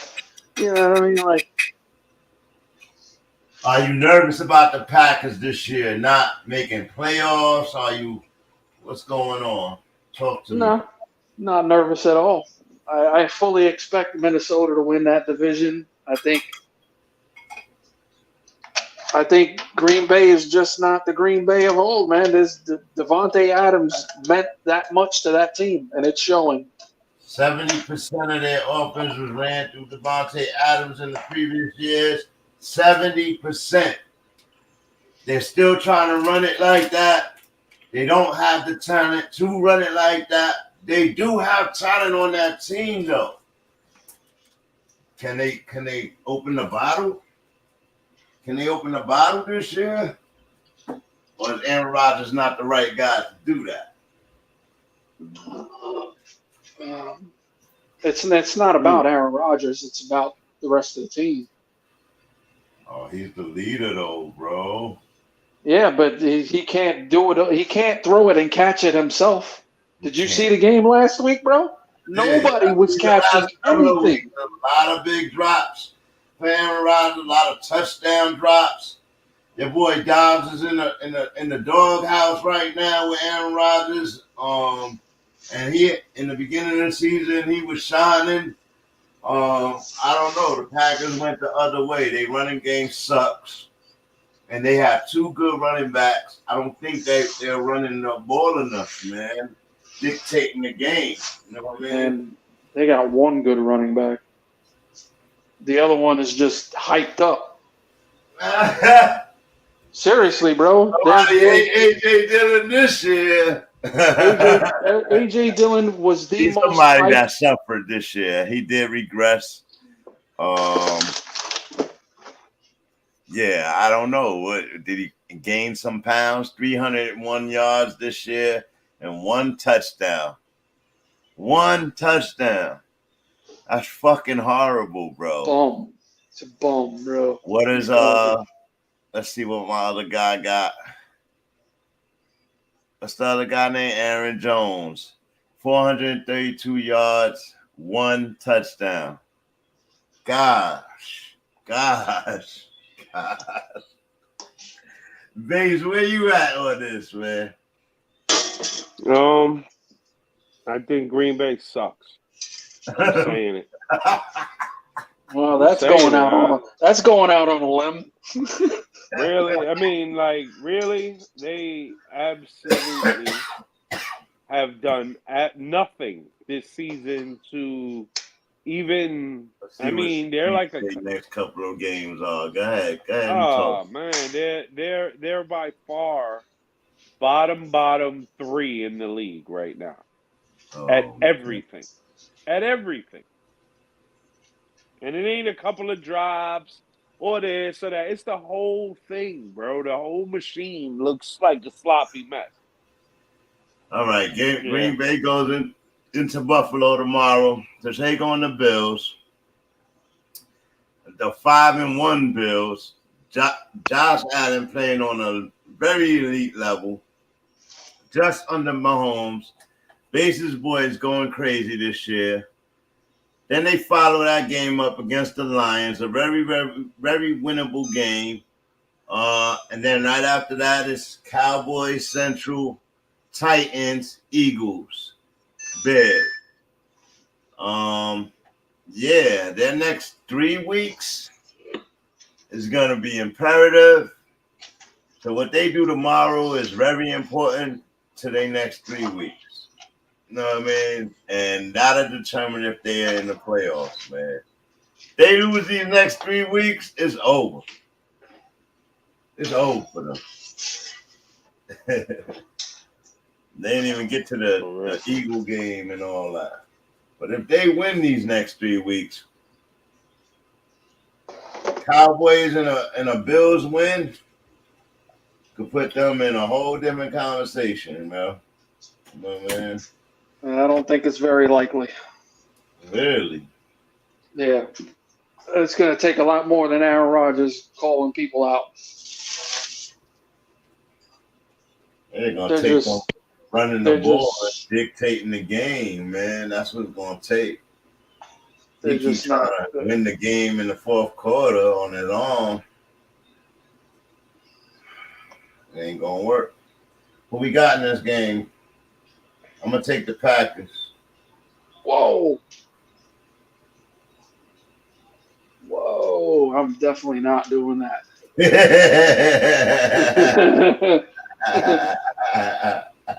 Not this week. I'm definitely not doing that.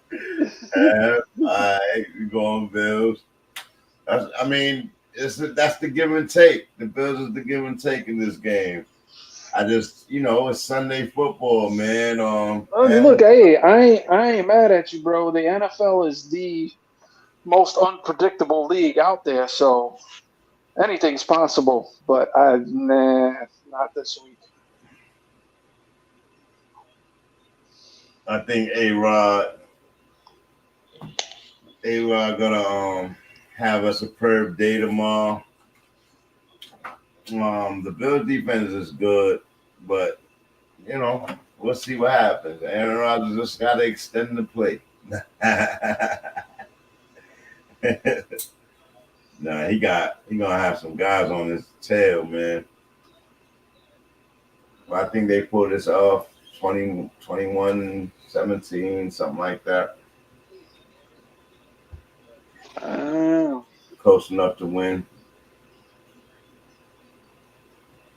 They come out and bite early too. Their defense gonna have to play better though. Josh Allen been on a tear. Do you think the Bills make this trade,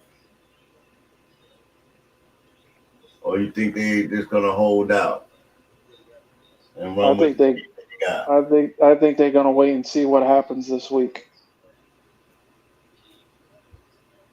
No running game tomorrow to make them make the trade for Kareem Hunt, right? No, I don't. I think it's more. I think it depends more so on what Kareem does this week. I think the Bills are perfectly content on riding out the rest of the season the way they are. Yeah, they blowing.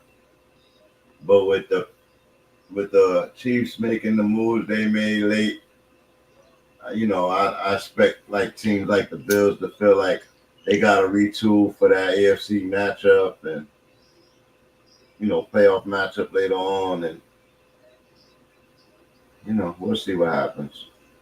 I got a question for y'all. Ajuke or Michael Pittman?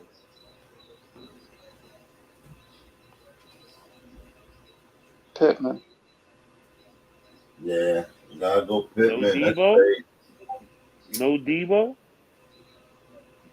Pittman.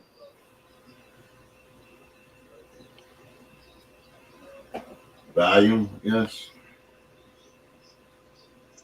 No, I just think I know what question I have for him. I see that Indy Washington game being more of a higher scoring game, honestly.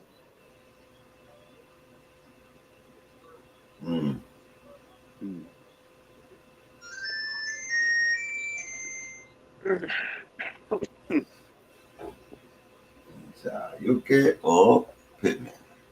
I had Pittman in a comparison earlier because their numbers are real close. Pittman this year, who did I have? Pittman or Christian Kirk?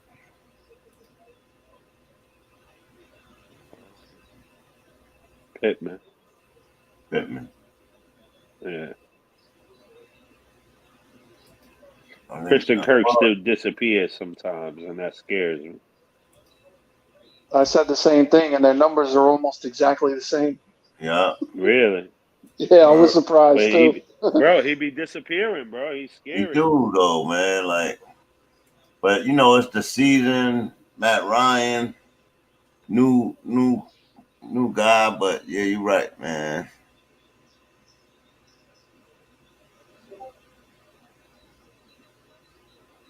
I mean, Trevor Lawrence still getting accustomed to him.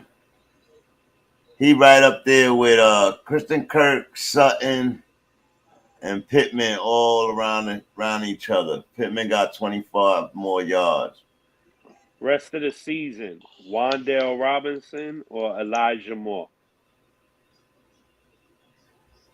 Ouch. Wow. Robinson. I feel they're both. It's easy. Robinson. It's Robinson. Volume. He's gonna get way more volume. Way more volume. All right. Rest of the season, Wan'Dale Robinson or Michael Gallup?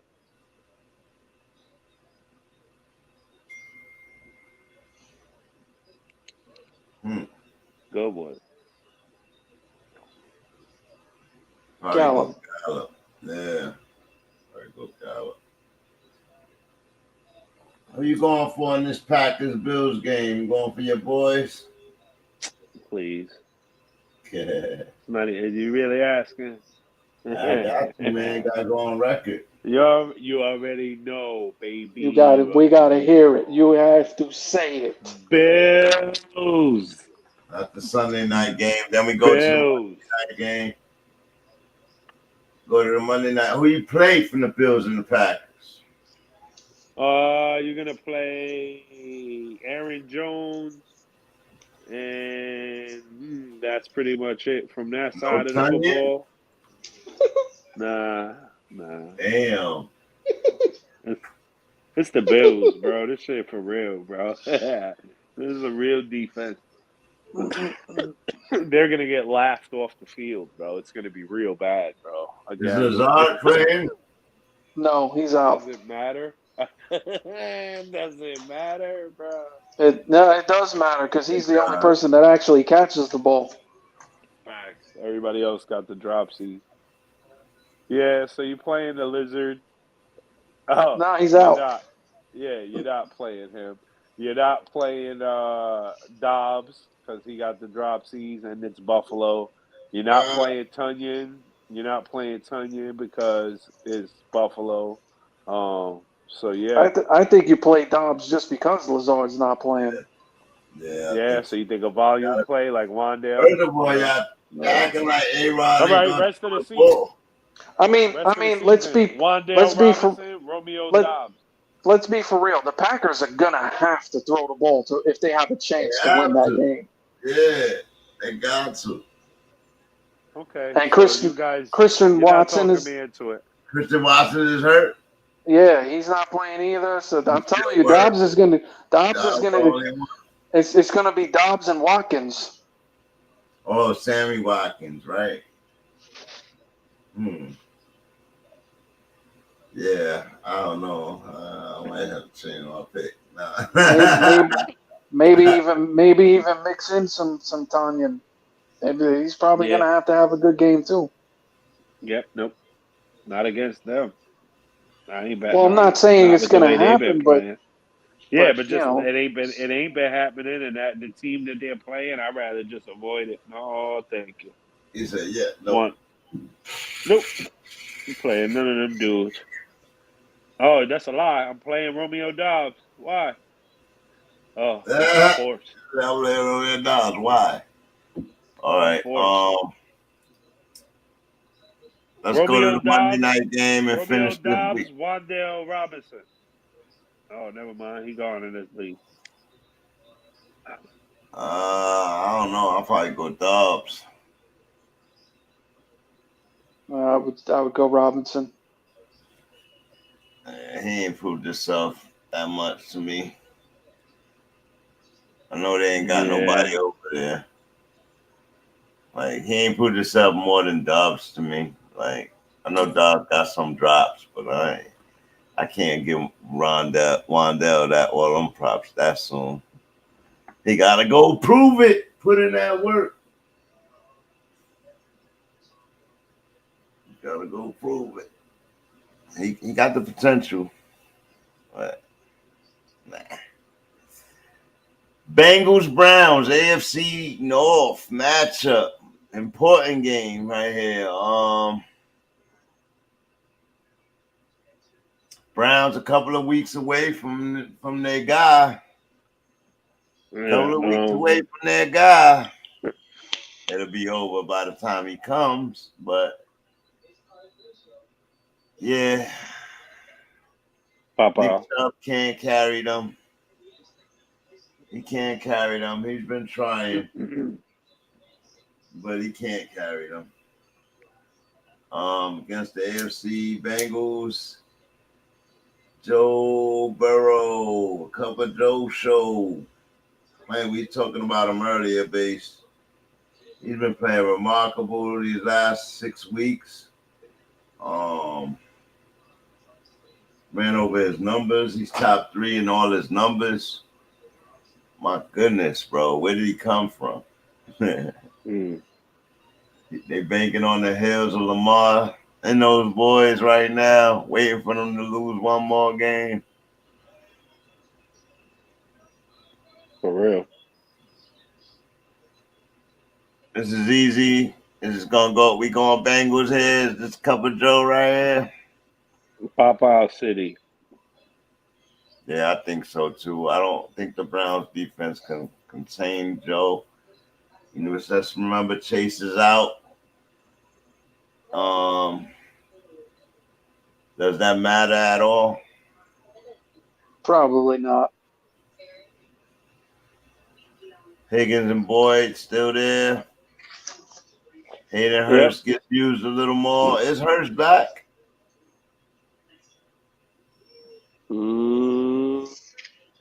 He's questionable. I know he's been quiet the last couple of weeks.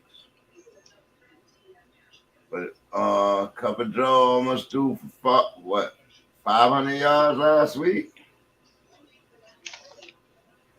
Or 400? Yeah, 490 something. 490. Yeah. Oh man, almost 500 yards in one game, bro. It's bananas. Yeah. That's bananas. Right back up in the mix behind Mahomes and Josh Allen. Yeah, Joe Burrow is going to throw for 600 yards against Cleveland, bro. Listen to this shit right here, bro. All 3 of the Cleveland Browns secondary, they're all hurt. Denzel Ward is out. Greedy Williams is questionable. Newsome is questionable. And that's all 3 of their starting cornerbacks, bro. He's going to throw all over them. Plus one of their best defensive linemen / linebackers, Owusu Kamara. I know I just butchered his name, but whatever. He's questionable. And Njoku's out. Yeah, Cleveland they're not looking too good in this game right now. So, yeah, there's that. And this is the absolute last week I'm going to tell anybody to play Kareem Hunt in the flex spot. He is very, very close to being right next to A.J. Dillon on my do not play list. This is the last chance I'm giving him, bro. The last one. Yeah, for me too, but he lucky. You want to trade him? Not at the moment, no. Not at the moment. Anybody want to trade him? We'll talk about it. We'll talk after this week. We need to get a trade popping, bro. Now. Let's have a trade right now, live on the show. Let's go. Kareem Hunt, what y'all want? Well, I'll tell you right now, I don't want damn Tua Tagovailoa, okay? So don't even... You want Tua? I knew it was coming. Tua is great.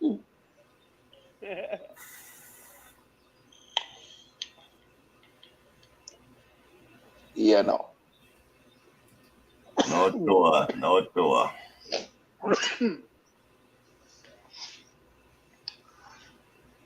So yeah, no. Wait a minute. Let's go over here. Let's have a look. See. Let's see what you got, Kareem. Huh? What team is that? What team is that for you? Nine heads? That's in no, that's in Uncle Brock's league.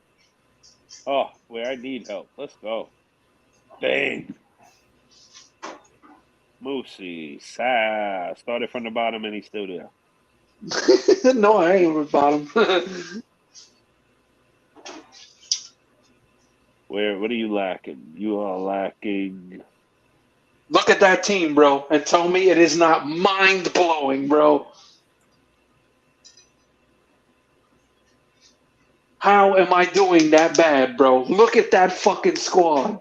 How am I doing so bad, bro? I'll tell you right now. I'll tell you. Ready? Ready? You ready? Keenan Allen been hurt all year. Yep. Darren Waller's a bum. Cordero Patterson is hurt. And Justin Herbert got hurt. That's Darren Waller didn't know nothing this year. Metcalf hurt. Dak Prescott was hurt. So, injury bug bit you, have. The injury bug bit you. Let's see. I'm right behind you. So, you don't want none of these guys. 3 and 4. Going up against the champ. You got Trevor Lawrence going.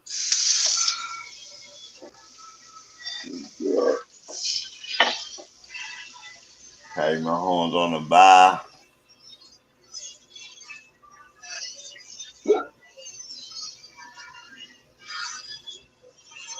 Fellow got better at playing his teams, man. Yeah. Yes, he did. He got to swap out Zeke for somebody though. In one league, he did. Yeah, he's just having a good year. He getting lucky. Yeah. In the other league, where is he on the bottom? I'm watching his subs too, though. Like his subs is decent. Yeah. Who's all the way on the bottom in the fellas league? Oh, that's me. Oh, that's fucked up. That's me. That's just me. 1 and 6. What you want for Kareem Hunt, man? Let's talk. You got Kareem Hunt. Let's talk. You hurt, and you got garbage runners on your bench, man. Let me give you a real runner for Kareem Hunt. Let me help you. I give you AJ Dillon. How you gonna help me, Base? How you gonna help me? You gonna give me Harris? I'm gonna send you AJ Dillon. Nah, I'm good. Wow. Michael Gallup. Nah, I'm good. Ajuke. See, when I wanted Ayuka, you didn't want to give him up.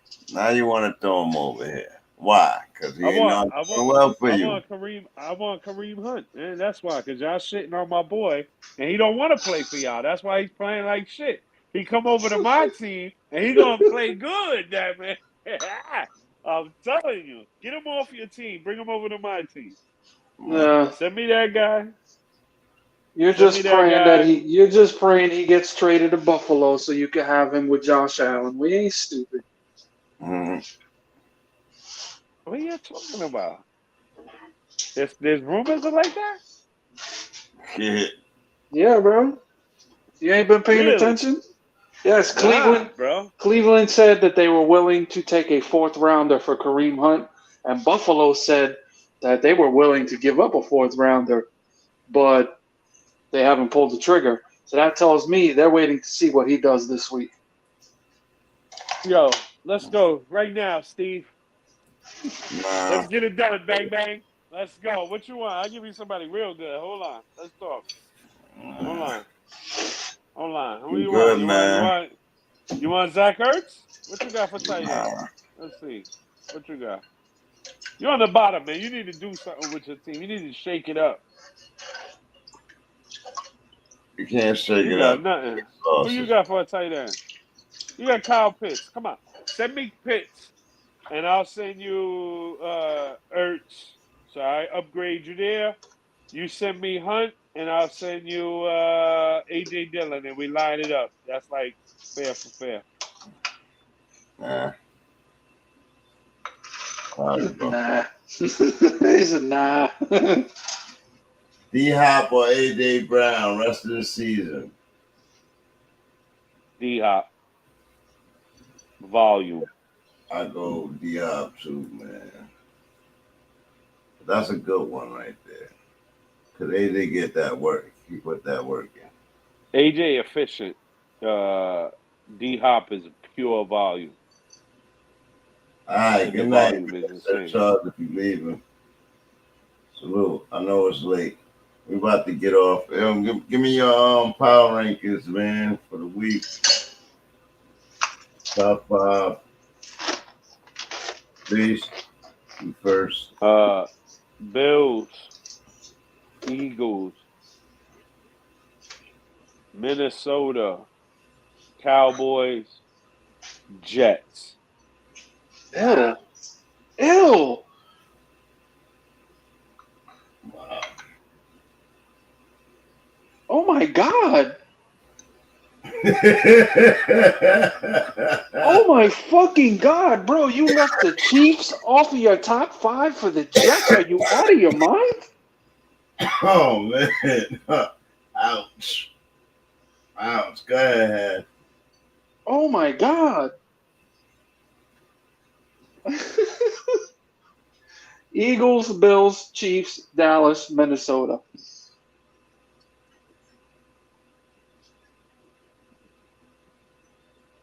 You're going to stop disrespecting my Jets, bro.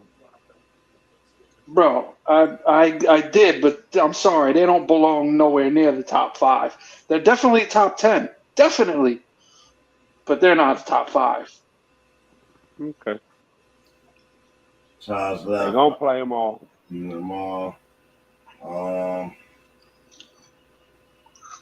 going to go.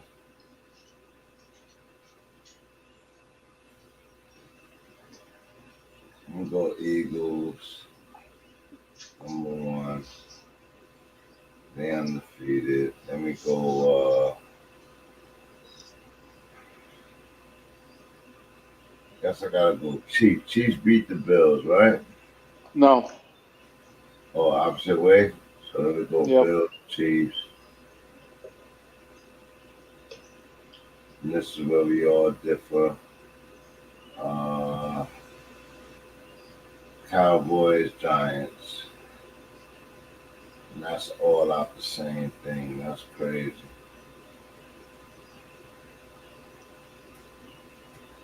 Yeah, I got the Giants there. No, I got the Giants first, actually. Giants. You got a good defense.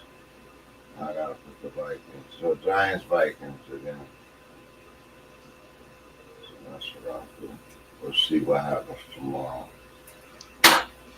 That makes it down right there. Got a dope ass show. That's 4 hours, guys. We gotta wrap this. Salute, man. Y'all be easy. Yep. Good luck tomorrow, fellas. Good luck tomorrow. Man. Salute.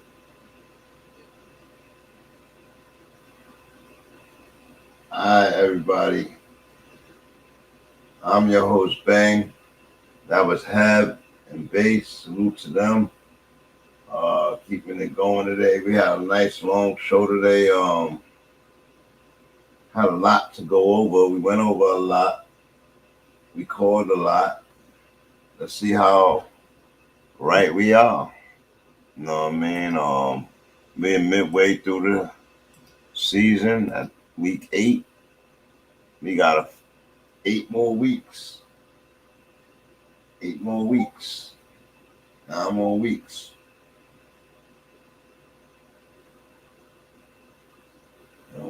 We should know everything is rounded out about now.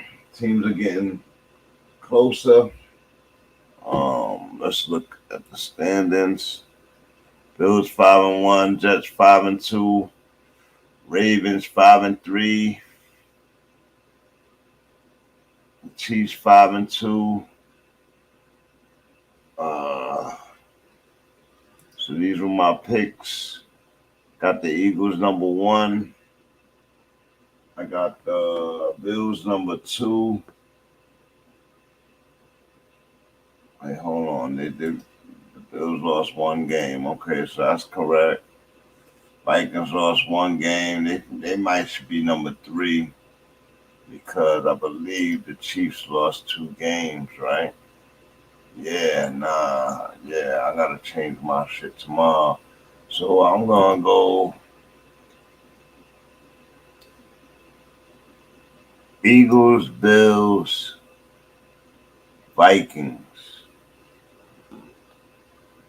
Giants, Chiefs. Vikings, Giants, Chiefs. That's how we're gonna do that. And keep it gully.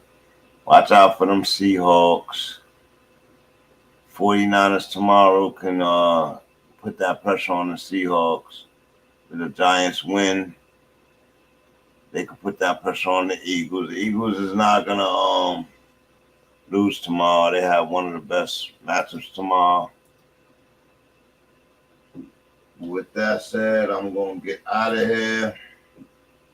Salute to everybody. Good luck tomorrow. Good luck on your fantasy. D-Hop or AJ Brown rest of the season. We going D-Hop.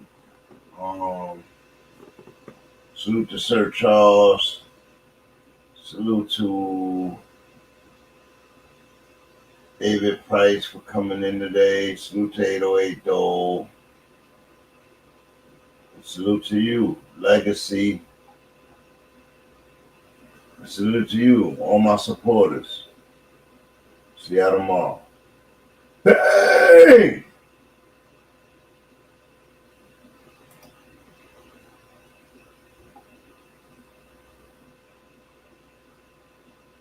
Never judge a book by its cover. Salute to the working bird. Never judge a book by its cover. Real story never told, word of mother. The blood been bonded by the... Never judge a book by its cover.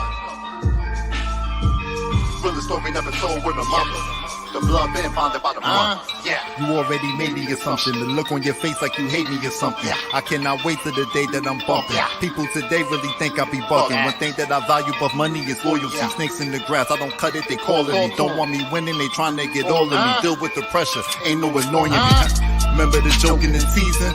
They jealous, they couldn't believe it. Now I'm excelling, I'm here for a reason. Blood for my brothers, I pledge the allegiance. I do what I do for a reason. Third pound gave me the teaching. Tell your baby daddy stop the bleeding. Cause the lies that he's telling they believe it. I play it by ear though, throw with a working bird, but I'm the weirdo. Russian roulette, you just better be careful. Work ethic, something real, this what I'm here for. I'ma just stick to the grind. Tunnel vision, take my time. Gotta take my time. Homage payer, so you know that I'm paying homage all the time. Never judge a book by its cover. You ain't take the time to discover. Will the story never told, word of mother. The blood been bonded by the brothers. Never judge a book by its cover. You ain't take the time to discover. Will the story never told, word of mother. The blood been bonded by the brothers.